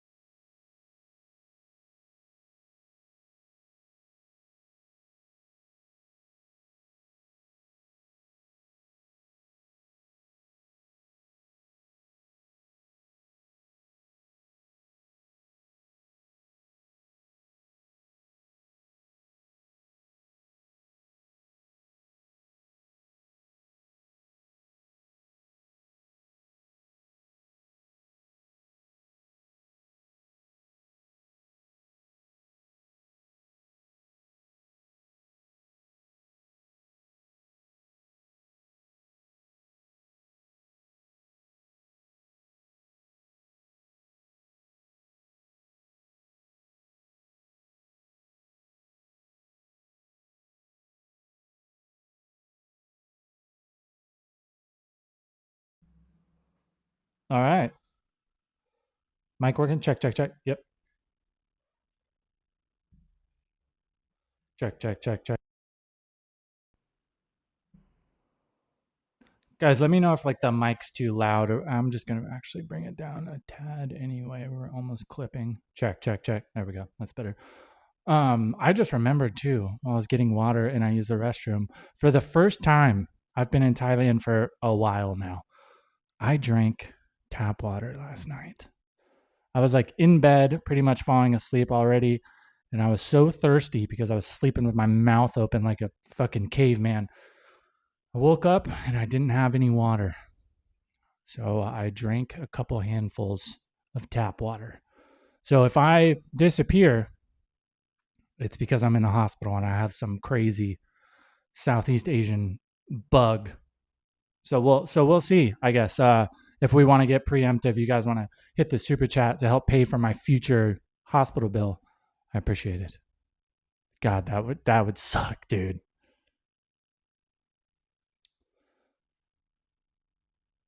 I think the more accurate question people should ask themselves is if they're willing to adjust. The people who are too set in their ways are the ones I see struggling the most out here. Very good point. Yeah, I agree. It's like it's so hard because of course with this channel I get asked a lot about like what people should expect or things they should watch out for, and there are quite a few things that kind of traverse everybody, but for the most part like your Thailand situation is going to be very unique to you. It's like when people ask like, "Oh, what should I budget?" Well, I don't know, man, because I probably don't live my life the same way you live yours. Are you somebody that needs to be able to go out to like nice restaurants a couple times a week? Do you want to spend a good amount of time at the bar? Do you want to travel a lot? Like, you know what I mean? My budget probably is not going to be the same as yours. That's why I love when I'm like, I'll like say like, oh yeah, like I think like 2,000 plus is the place to be. You know what I mean? If you've got that, at least you can make it work. Blah blah blah. And then there's always somebody in the comments who's like, that's ridiculous. Like you need to make at least $5,000 a month to be able to live in Thailand. And I'm like, dude, that's just I don't see that. Would 5,000 a month be nice in Thailand? Absolutely. Could you live for less than that and be relatively comfortable? Absolutely. Everybody's different.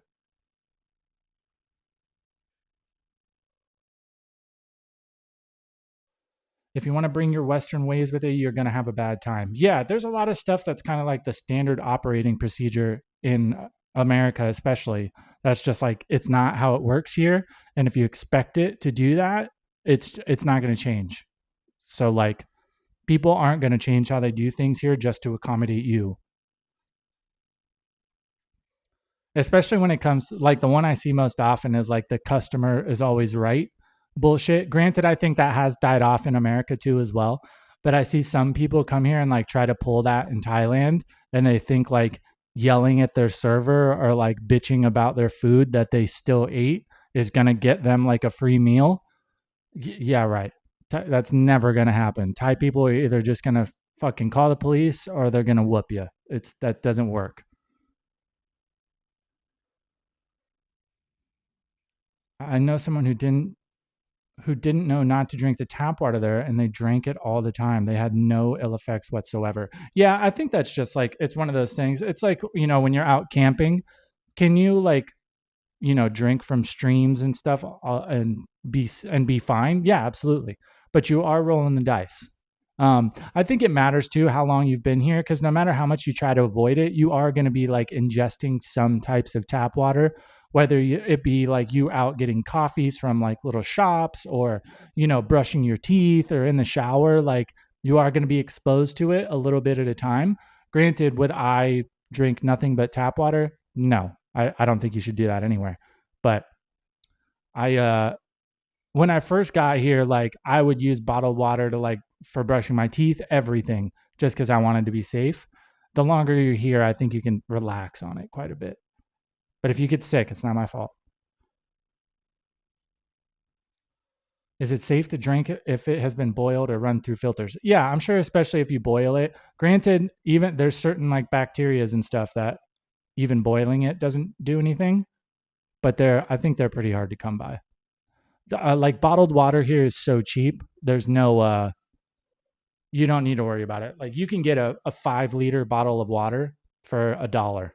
You know what I mean? So it's not like America where a bottle of water costs you $5, which is fucking insane. I can't believe that how I ever dealt with that. I've always heard it's heavy metals more than anything which can't be boiled out, needs to be filtered. Yeah, that's a great that's a very solid point. It's like that's what like we learn when you're like camping and backpacking and stuff. You want to do both. You want to filter it first and then you want to boil it. Is that 100% foolproof? No, but most of the time that will cover your bases, especially if you're only doing it for a short period. You know, if you're doing that with all the water you drink for years, of course, you're just rolling the dice more.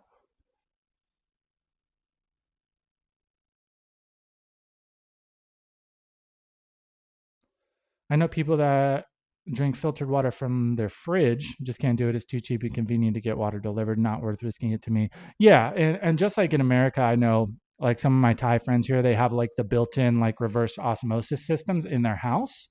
So all the tap water is filtered so they can drink from that. And that's no big deal. But I mean, most of the people I know personally, everybody just gets bottled water because it's just so cheap. The only thing that kind of hurts my soul about it is all the plastic. That's why I just buy like the big 5 liter jugs instead of getting the 1 liter bottles. Just not too long ago, I had to get like cases of the 20-ounce bottles because there wasn't any big bottles, and I was just throwing away like 15 water bottles a day. It made me feel like shit.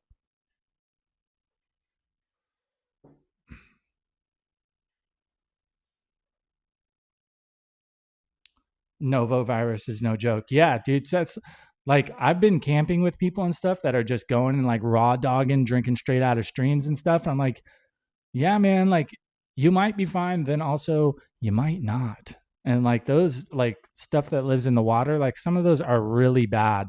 And that's just bacterias and stuff. There's fucking parasites. There's all kinds of shit that you would not want to drink.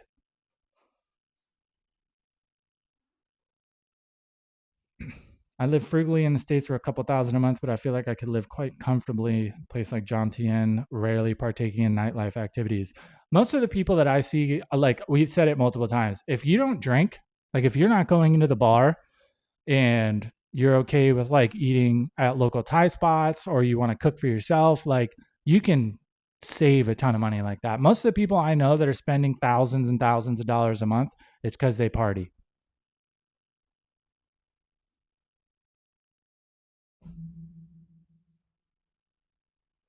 Live in the States for under 1K, but I own my own place. Property tax was $60 this year. That's fucking sweet.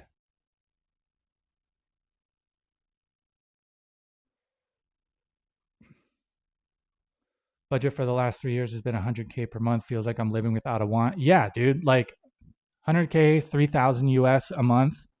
Like you could pretty much do like, it's just like anything else. Like if you wanted to, yes, you could spend more than that. But if you're just like, if you're not going shopping all the time, if you're staying out of the bar, you know what I mean? If you're not trying to go to fancy steakhouses every night of the week, like I feel like that's kind of the sweet spot. Like 2,500 to 3 grand, you're chilling.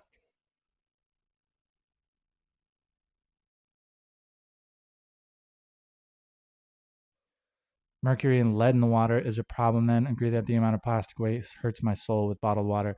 So, from what I understand, I'm not sure about Bangkok. I know up north, because a lot of the streams and the rivers and stuff come down from Laos. And there's a lot of foreign investment in Laos from Chinese companies that are up there mining. And you know how mining is, they just dump shit into the rivers, and a lot of that is flowing into Thailand. So I know that's a serious problem up there, especially because seafood is such a huge part of the diet here. All these fish are living in these polluted ass rivers. And I forget what the actual term is, but it's like if something at the bottom of the food chain is ingesting like little small amounts of mercury or whatever it is, by the time that gets to the top of the food chain, it can be really concentrated in those fish. So yeah, it's super dangerous. Like people are pulling fish out of the water with all these like gnarly tumors and they're all deformed and shit. It's pretty crazy.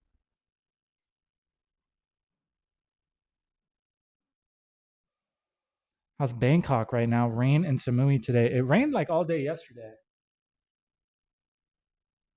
Pretty cloudy. Usually, I've noticed here it doesn't really rain till the afternoon most of the time. I woke up the other day and it was raining in the morning, which was really nice. That's like my favorite. When right, waking up to like thunder and rain in the morning, absolutely love it. They'll deliver water, right? Yeah. Another nice thing about Thailand is you can get anything delivered if you need. Like you could never leave your house if you didn't want to. If you're a homebody, you don't want to go outside, especially when it's so fucking hot. You can just chill at home. Back in California, the lifestyle I live here would have easily cost me 7 to 8 thousand per month. Yeah. So like kind of my golden rule that I tell people is when it comes to living in Thailand, like you can kind of 3x your income.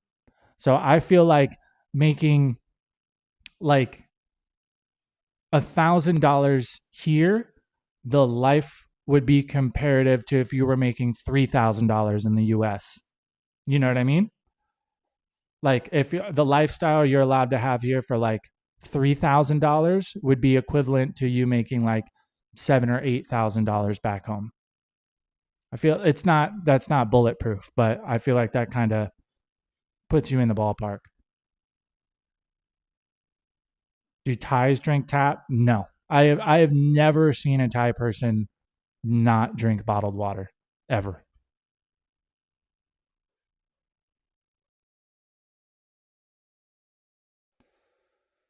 Thai food cooking. I probably want occasional Western food, but I can cook that myself at home. Studio with a kitchen, which would yeah, exactly. There's only a few things like from the states that I can't find on the regular food wise. So if I'm really craving it, most of the time you can make it happen. You can cook it yourself. Some ingredients are a bit harder to find, um, and some of them are expensive comparatively. Stuff that we're used to eating back home, it's expensive compared to other food in Thailand. It's not necessarily expensive compared to home. Most Thais drink boiled tap. Is that true? Every Thai person I know it drinks bottled water. Maybe people that are like a bit lower income. I could see that because it does add up. And I imagine like if you have like a big family, if you're drinking nothing but bottled water, that could be in a month that could get pretty pricey.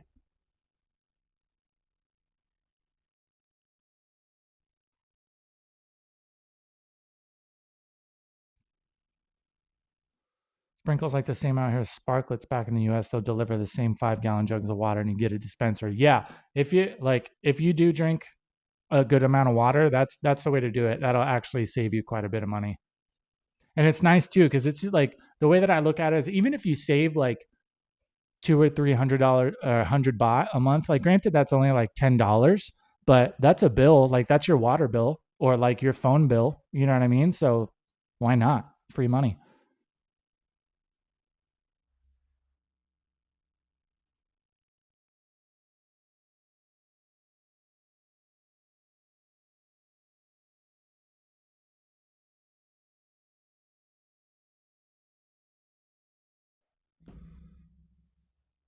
Depends on if you like things like imported cars, Western lifestyles that cost you. Yeah, I mean, if you want to live a fancy lifestyle, you can spend just as much money here, easy.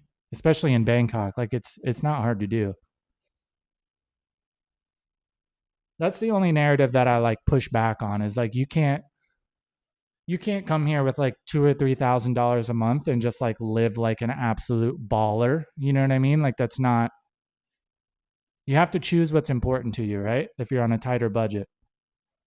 If you make, $2,000 a month and you want to be able to go to the bar a few times a week, you can do that, but you're going to have to sacrifice in other places. You're going to have a cheaper condo. You're going to have to, eat more frugally.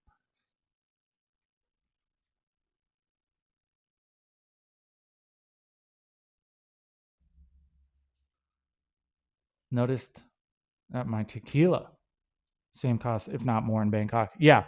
Tequila definitely used to be my drink. I kind of gave up on it. When I first got here, I was still partying. I kind of just gave up on tequila because it's just too expensive. especially when you compare it to like the local stuff. It's man, some of the local booze here, man, though, it's fucking diesel. It is hard to drink, especially like the Thai, like white whiskey. It's like Everclear pretty much. Man, that stuff is, it's like paint thinner. It'll get you on a level, but holy hell. But it's dirt cheap. It's like 20 baht for like a 20-ounce bottle. And if you drink that whole thing, you are going to be fucking blasted. So 20 ounces is what, like a fifth almost? Something like that?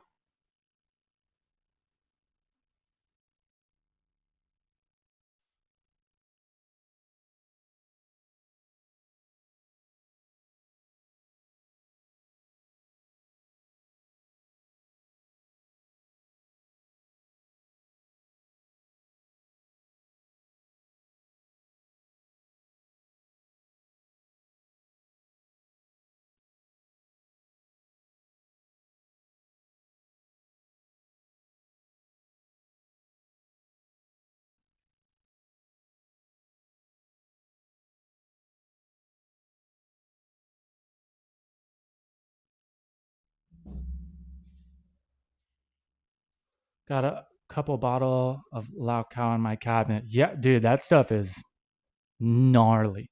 I had a Thai girl put me onto it. How I actually found it is I wanted to cook something, and I told this Thai girl that I was like, hey, I need white wine for this. I was making some type of pasta. And there must have been something lost in translation because that's what she brought me. And I like opened it and smelled it, and I was like, oh, this might work. So I like did a shot to taste it, and I was like, holy fuck. I am not cooking with this. Do you still deal with that guy from Cali on the dark side for your smoke?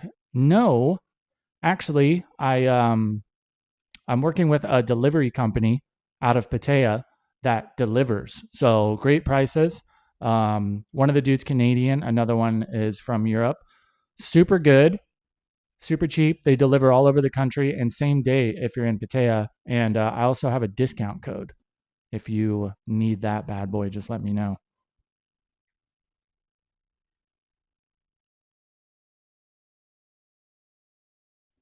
Typical electric bill. So mine's usually about 12 to 1300 baht a month, at least this time of year. Around like March, April, it gets up to like 1500 because that's like the hottest time of the year. It can vary quite a bit. I don't use my aircon a ton during the day. It's on, but I keep it set relatively low. I turn it up when I'm sleeping, but that's pretty much it.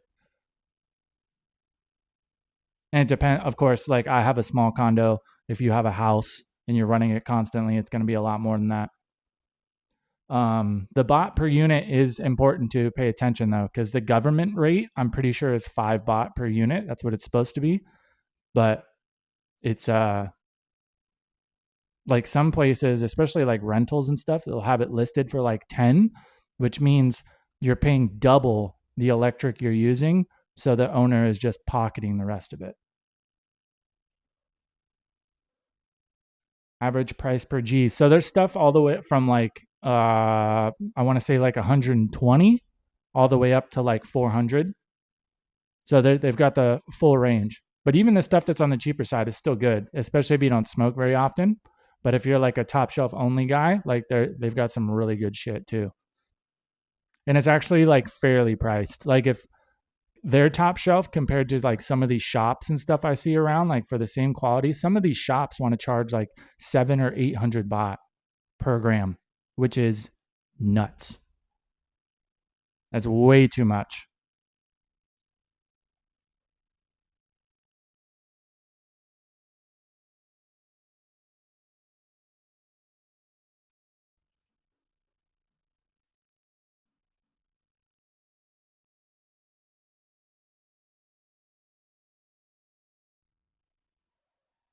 Yeah, if you guys want the referral link, if you want to check out the website, shoot me an Instagram DM or Facebook or Instagram preferably.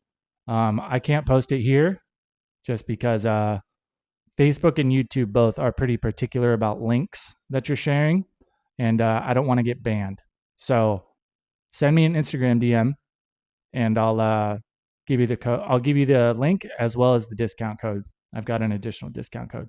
Instagram is this way, right?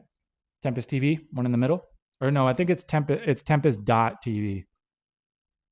Nope, other way, buddy. That way.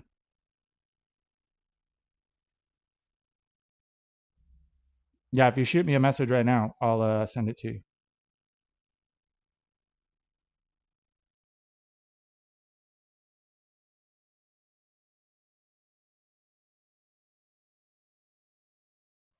I did used to have it in the description here on YouTube, but I caught some flack from Facebook, and Facebook was talking about banning me if I kept sharing stuff like that. So I got paranoid and just took it off of everywhere. I could share it on Instagram though. I don't make any money from Instagram, so it would suck if I got banned on Instagram, but it wouldn't be a huge deal.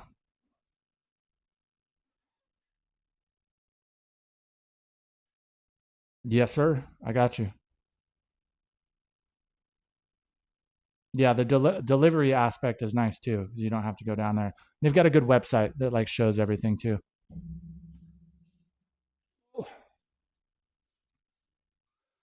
Morning from sunny Krabi. Kino Shinobi. What up? It is not sunny here, but I'm not really mad about that. It's me being from Arizona. I don't mind the cloudy, rainy weather at all. I love it, especially here in Bangkok because it actually cools it off. Dude, here, when it's like sunny and no breeze or anything, Jesus, it's fucking hot.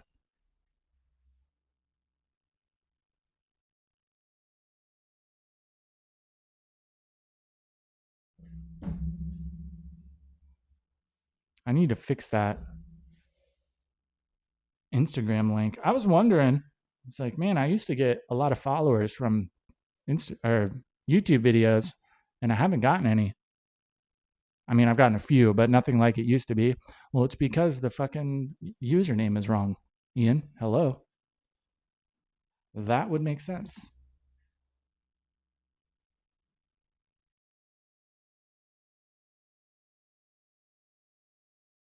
Penjo. All right, I got you.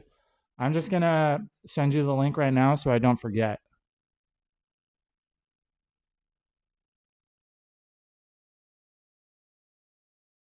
I've got way too many notes in my phone. I need to copy link. Need to delete some of these fucking things. All right, so there's the link.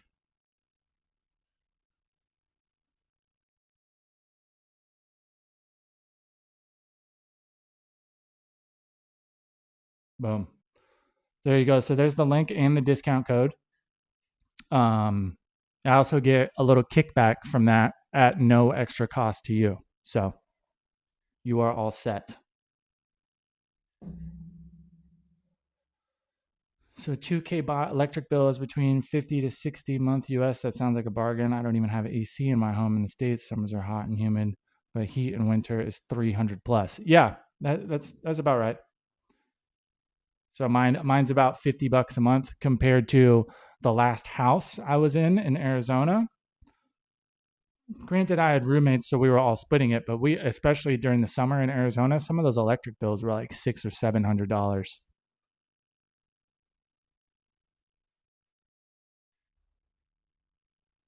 The one with only 10 followers.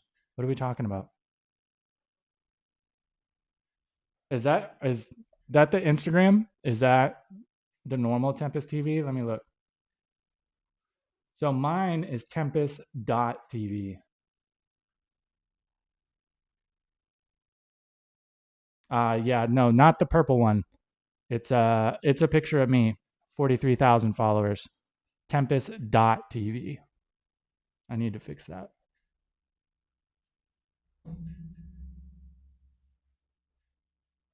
I wish I could consolidate so they're just all this exact same, but that one purple one you see there was already there by the time I made my Instagram, which was annoying. And they don't even like post anything. 3 posts, 10 follower. Haven't posted since 2020. I wish there was like a process you could go to with like social medias to like send them a message and be like, hey, I want this username. This person is clearly not active. Can I get that username? Especially if you're obviously active. Like, granted, I don't have a shitload of followers, but I've got like 43K compared to 10, and I post every day.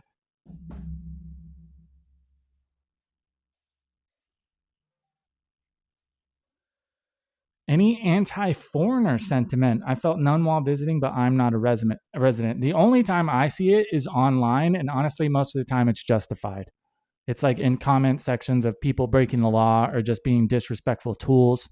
Um, I've never blatantly experienced it in person. The only time I've like kind of felt it is like when people like locals are working in places where they're obviously dealing with foreigners constantly, especially in Pattaya where like people go there to party, right? So a lot of these like locals are just trying to make a living and having to deal with like drunk, obnoxious foreigners every day. So I don't even hold that against them in the slightest. I get it. Even just working in a bar, dealing with, locals back home, I would start to resent them. So I get it. But I haven't experienced any like blatantly personally, and the stuff that I have seen online, I mean, makes total sense to me. Message sent. Here we go. Boom.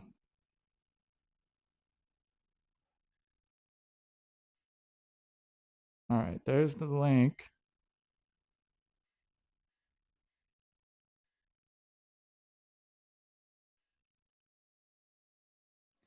All right, I got you, Robert. I sent you the link and the code that use that Tempest TV 5 at checkout, and that'll give you an additional discount.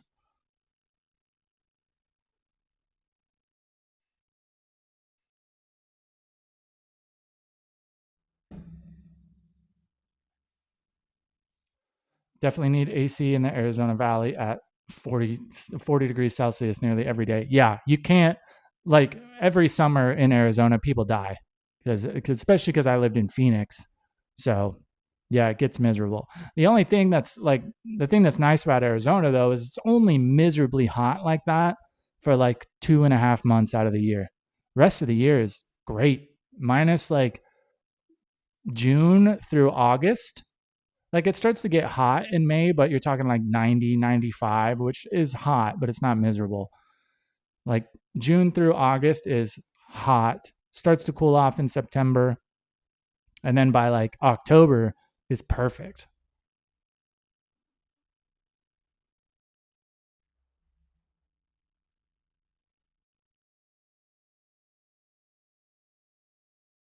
Gotcha.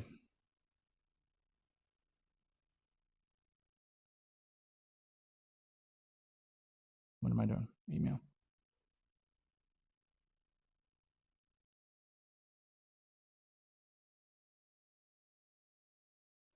Yeah, and with that link that I sent you guys, when you use that link and you go to the site for the first time, it will update automatically.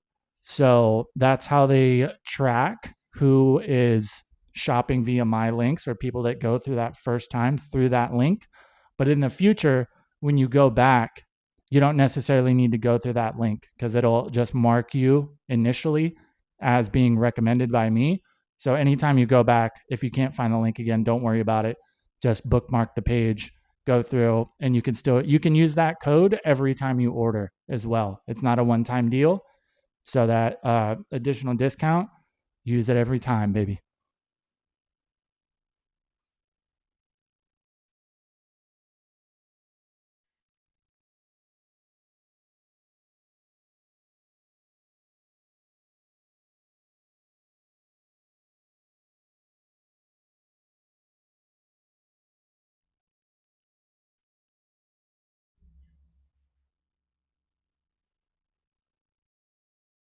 Yeah, those guys are super cool. When you order, a lot of the time they'll send you like some free papers or some like cones and stuff too. It's not consistent. It's kind of just what they've got extra, but they're super cool about throwing in some freebies. And they got like all the little stuff that's kind of hard to find in Thailand, grinders, stuff like that.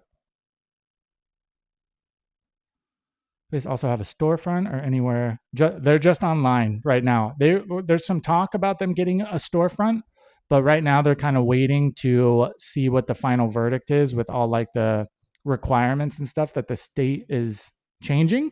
So they're kind of waiting on that. And with all the shops that opened initially, a lot of them are closing now. So I think they're kind of letting that ride out so they can see where a good place would be.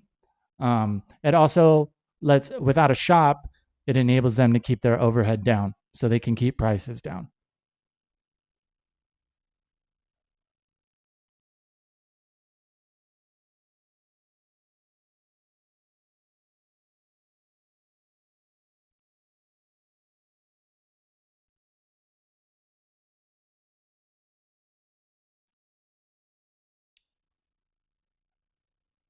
I'm trying to think of, so they've sent me quite a bit of stuff to like try out to recommend, and they usually send me like a scope.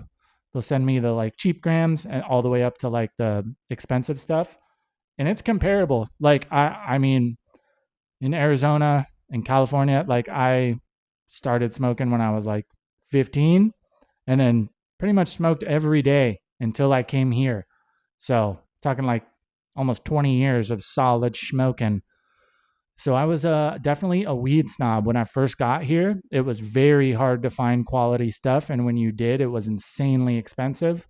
This is the first place that I've found that is comparable price wise and quality wise to the stuff we get back home.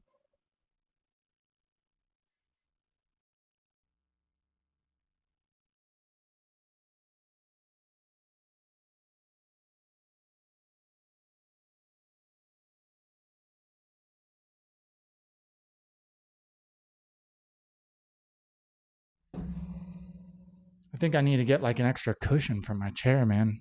Fucking bony ass hurts.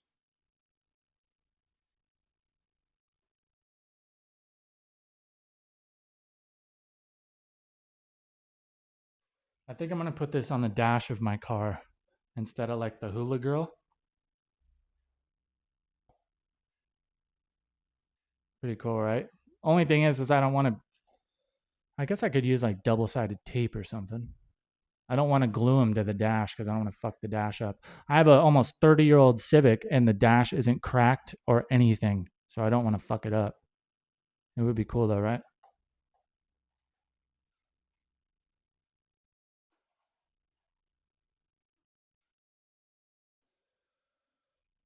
Have you found it difficult to learn the language? Yes. Yes. Looking into learning it, but obviously struggling with how to make the correct sounds with double consonants and being tonal. It is not easy to learn.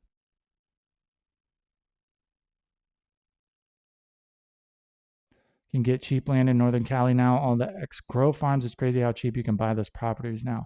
Dude, one place that I was so pleasantly surprised by when I was driving trucks in the States. I drove the 5 a lot. We had a main hub in LA, and then I would shoot up to Oregon quite a bit. Redding, Northern California. I used to stop there quite a bit. I love that town. I don't know if maybe it's because I was just there for a few days at a time. All kinds of places though, especially when you get like North California up there in the mountains. I loved it there in northern Idaho, like Coeur d'Alene area. Holy shit. Looked like a postcard everywhere. Absolutely beautiful. Western Montana. I get the Montana hype. Absolutely beautiful. The winters would be rough. I don't know if I would ever be crazy about living in the snow. Um, but especially, dude, during the summer, holy hell. Absolutely beautiful. Same with just Pacific Northwest in general. I remember the first time I went into Oregon, I was up in the mountains in the Cascades, drove in there at night, so I couldn't see anything, parked at one of the rest stops, slept, woke up in the morning and got out of the truck.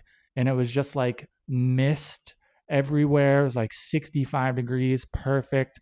The crispest, nicest air I've ever like smelled and tasted because of all the trees. I was like, oh shit, I get the hype now. Industrial strength 3-inch Velcro strips. Yeah, but then the Velcro is still going to be stuck to the dash, right? It's the only thing I'm sure I could figure something out, and I'm sure if I like took the time, if I wanted to take it off and like use a heat gun or something to get it off, I'm sure I could probably figure it out. Um, I don't know. We'll see. I'm also one of those people that like hates like stuff like swinging around and hanging like in the car. It's like, oh my god, like those girls that you see that have like 60 different things hanging from the rear view mirror and it's just swinging all over the place when they drive. I'm like, that doesn't drive you fucking nuts. No pun intended.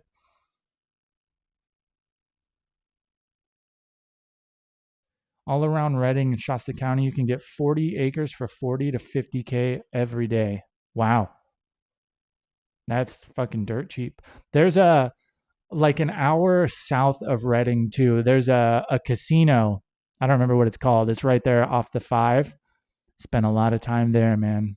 Great buffets, cheap table games. I used to stop there for like my 10-hour break all the time, go in, hit the buffet, play a little blackjack, maybe sit down at a cash poker game. I won a decent amount of money playing poker when I was driving trucks. Just walk into cash games, and I'm like a young guy, so I think a lot of like those old trucker dudes assumed I didn't know how to play. And I'd sit down and I cleaned them out quite a few times. For reference, when I was a kid, like when my family would get together for Thanksgiving, all that stuff, throughout the year, we would all save all our coins, like all our nickels, dimes, quarters, and then we would all sit down, like 20 of us, and play poker all day.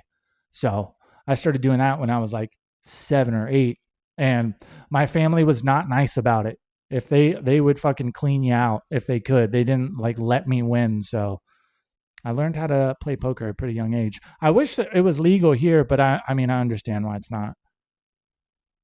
At least online poker. Online poker is nice because you can go in and play like, you know, 10 cent, 50 cent games, put 20 bucks in there and, play as long as you want.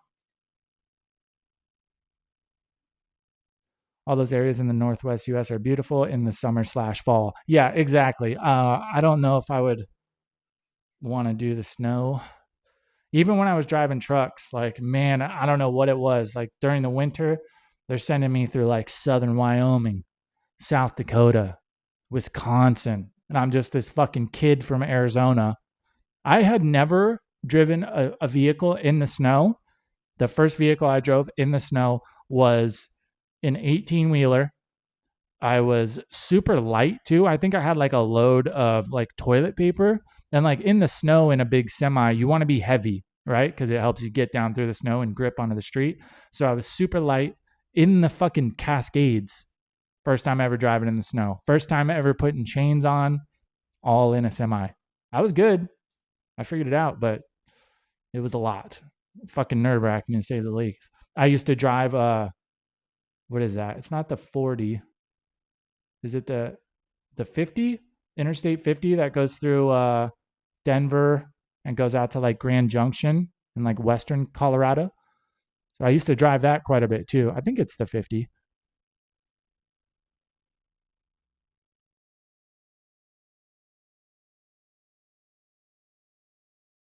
Yeah, because the 80 is southern Wyoming, right? It goes through like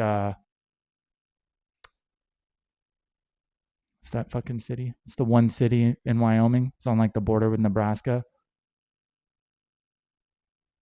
Can't remember. Don't tell me. Is it the 70? Okay. I was gonna say the 50 didn't sound right when I said it. It's like the 50 because the 40 goes through Albuquerque. Cheyenne, Wyoming. That's what it is. Are chains required in some spots in Cali, like in Colorado, for trucks? Yeah, certain states are much more strict than others. Um, every state has different laws on how many tires or how many chains you have to put on.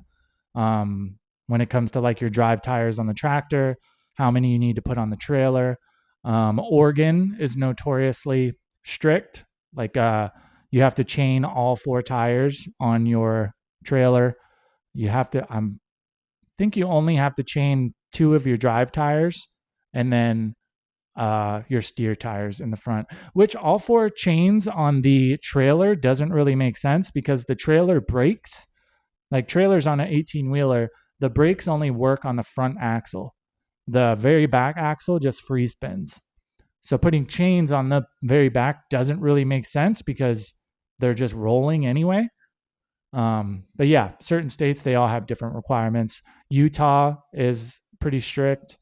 Colorado's not too bad unless you're in the Rockies. Like if you go up through Vail Pass, up through there. Vail Pass sucks because it's like 3 or 4 different passes. Vail is the very highest one. So it's only above certain elevation that you have to chain. But then if you're below that elevation, it's illegal to leave your chains on.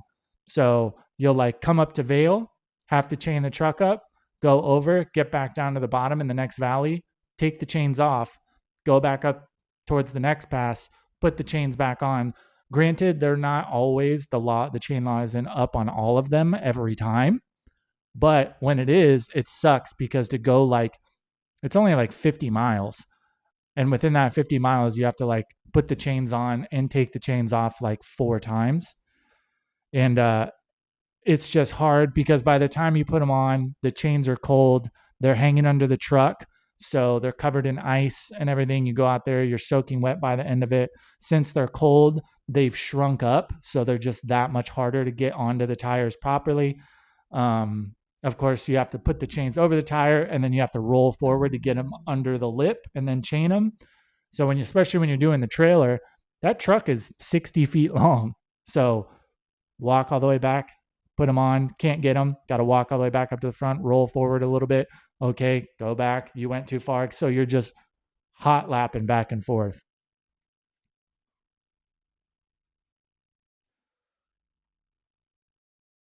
I-80 goes from San Fran all the way across the country through Sacramento, Reno. Yeah, exactly. Yeah, and it goes through Reno and it goes through southern Wyoming, through Cheyenne, and then goes across through Nebraska, Iowa, and then it shoots up to, is it the 80? I'm pretty sure that, oh no, the Iowa 80. Yeah, I remember Iowa 80. It's this huge truck stop in Iowa. It's fucking massive. It's so cool. So many cool trucks there. They've got like a whole like trucking museum and shit, a bunch of restaurants. It's really cool actually.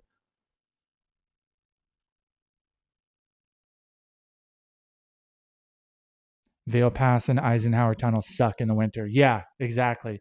There's some times, man, I went through that pass and I was like, what the fuck am I doing up here? Because it's hard to judge, right? Because it's so high. When you're at the bottom of the mountain, there's not even any snow on the ground. Then you get up to the top and it's iced over. It's like a foot of snow. It's a lot, dude. The Sierras are my favorite place anywhere I've been in the state. Yeah, Sierras are cool. The awesome tattoo contest in Bangkok, 5th of September. Is that so?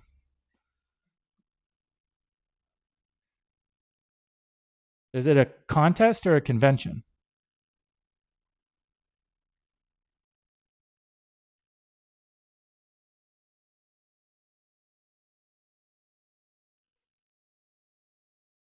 November 26th.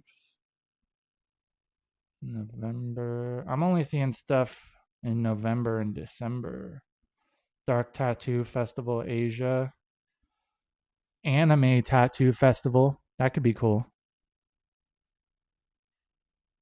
Fourth Land of Ink Bangkok Tattoo Convention. That's in December. Someone mentioned there is one on September 5th.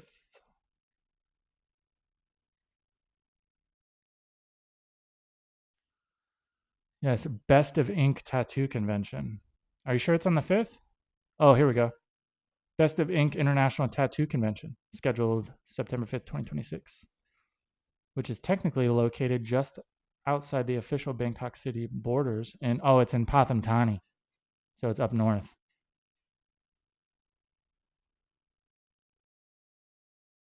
Oh, volume 1. So it's the first one they've done. That's pretty cool. International competition platform. Top tier artists from all over Asia. This looks cool.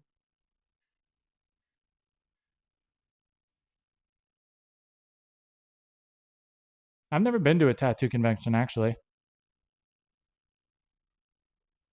I've watched a lot of video. There's quite a few tattoo artists that I follow on YouTube and Instagram, and I see them going to a lot of like international conventions and stuff. There's this one girl that I follow from China. She does like a lot of anime, like super colorful stuff. Meow Meow, which is a funny name. But she goes like all over the world. Seems like every couple of weeks she's flying to Europe or wherever. Seems to be like a pretty cool life to live, right? She travels a lot though, especially like international trips like that, multiple times a month. Dude, that's a lot. Since like I started traveling, I've gained such like a respect for like musicians and stuff that are just like constantly touring, especially like international stuff. That's a lot, dude.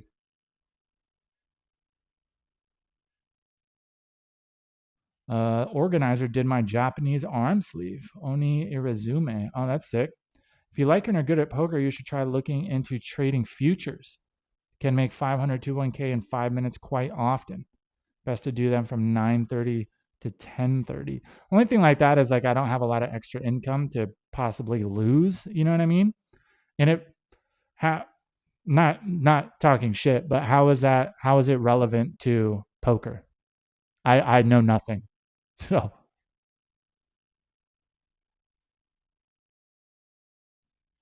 what smoke changes do you anticipate in Thai? Like you mean like the legality stuff? I think they're just gonna like button it up and have more requirements for the places selling it, which honestly I think is a good thing.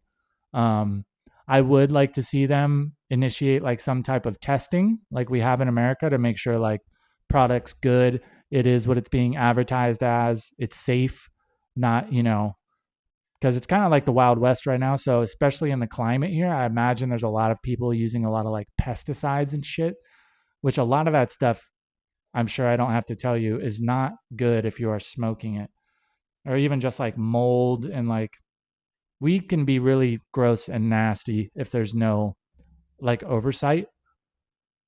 So I imagine we'll probably see some more of that. And I think they're just gonna like track it a lot more too. You're gonna have to like bring your ID or your passport or whatever, which I think is a good thing. And then you definitely need to button it up, um, so kids aren't buying it, at least from smoke shops.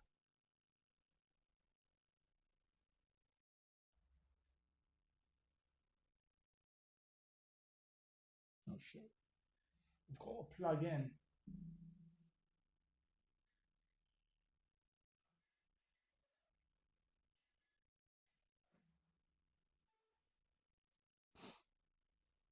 I need to get a new MacBook charger, man. I've had this one for like almost 4 years at this point. It's kind of just falling apart. At the ends where the plugs are, it just keeps fucking breaking. It's made it a long way. I'm honestly pretty surprised.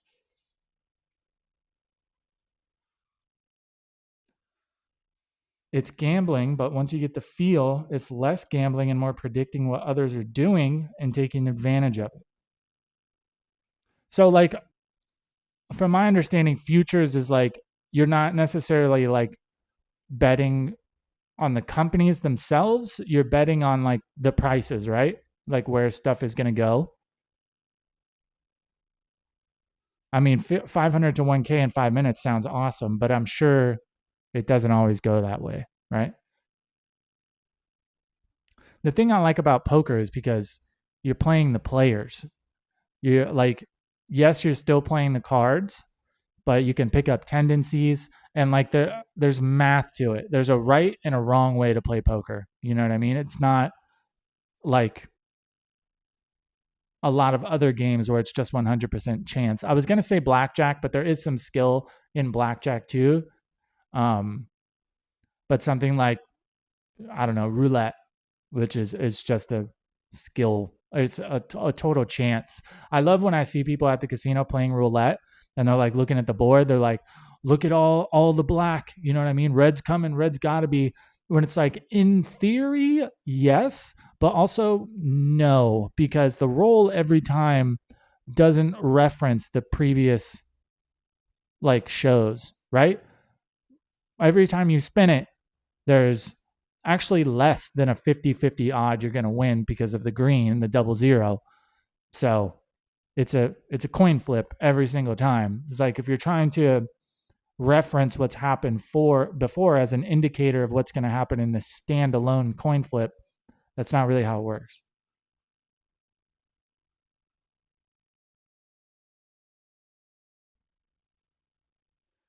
4 years is a good run for almost any laptop, dude. It's time to set it out to pasture. Well, trust me, I wish I was, doing well enough to just be able to go buy a new computer. But laptop itself hasn't had any problems. It's just the charger is kind of falling apart. I'm really conscious about like only using this laptop for work, whether it be editing or streams or whatever. I don't download shit. I don't play games on it or anything. It's just only editing stuff. I have external hard drives to like offload everything so it's not full. So it's actually computers, knock on wood, still doing good. I would love to go get like I use a MacBook Air. I would love like a Pro or a really nice desktop, but they are not cheap. You get what you pay for when it comes to computers, that's for sure.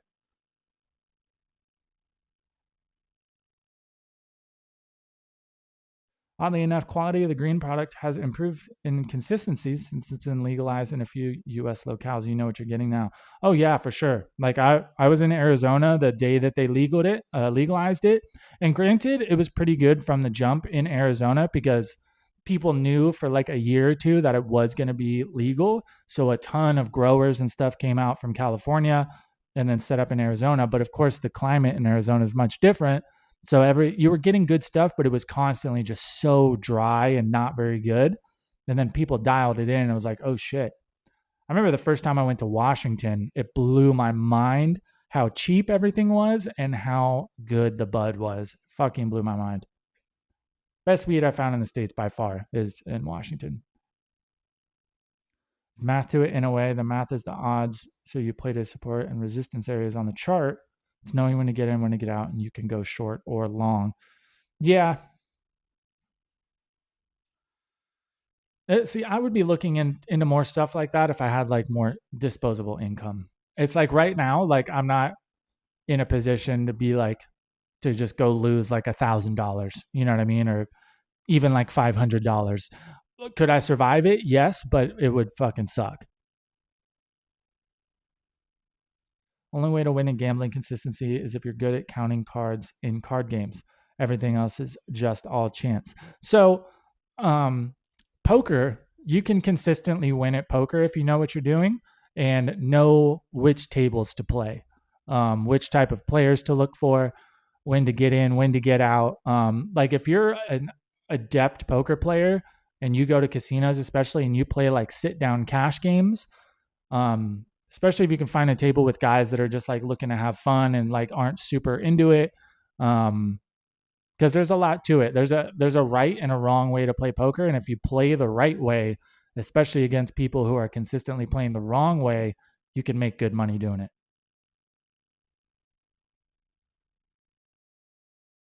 I think my mic is dying. I don't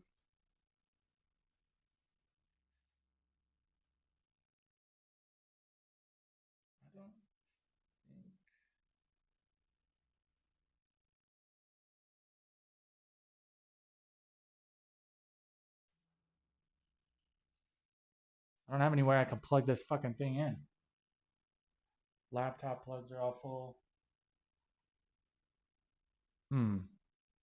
Might have to switch it up.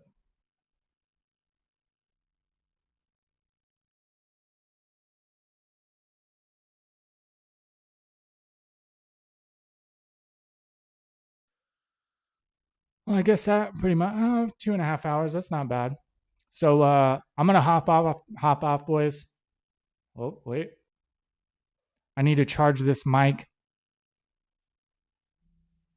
Let's just do that. Boom.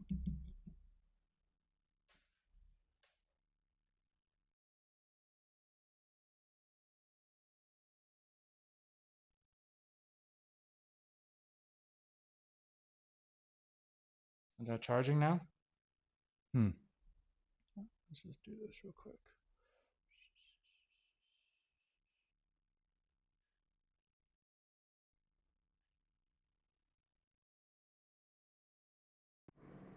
Check, check, check. All right, shitty mic, but this one's dying, as you can tell. We've been on for a while. I feel like that's fair. So I'm gonna hop off. I will catch you guys later. Be ready for a new video tomorrow evening for me. If you're in the States, that'll be next day morning for you, right? Yeah. Thank you guys for stopping in. It's first live in a long time, so I appreciate you being here. Oh God, that fucking coffee is getting to me. I hope you guys have a good rest of your day. If you do want to support the stream, we don't monetize these streams just so we can say whatever the fuck we want and do whatever we want. So if you do want to support, you can hit the buy me a coffee down there. If not, no worries. Thank you all for being here. Rongo, Robert, just me again. I'll see you guys. Oh, Pure Bundy. I will see you guys soon. All right. Stay out of trouble. Penjo Wing Chuck. I'll see you guys later. All right. I hope y'all have a good day. Stay out of trouble. Don't do anything I would do. Any support is appreciated. I already said that.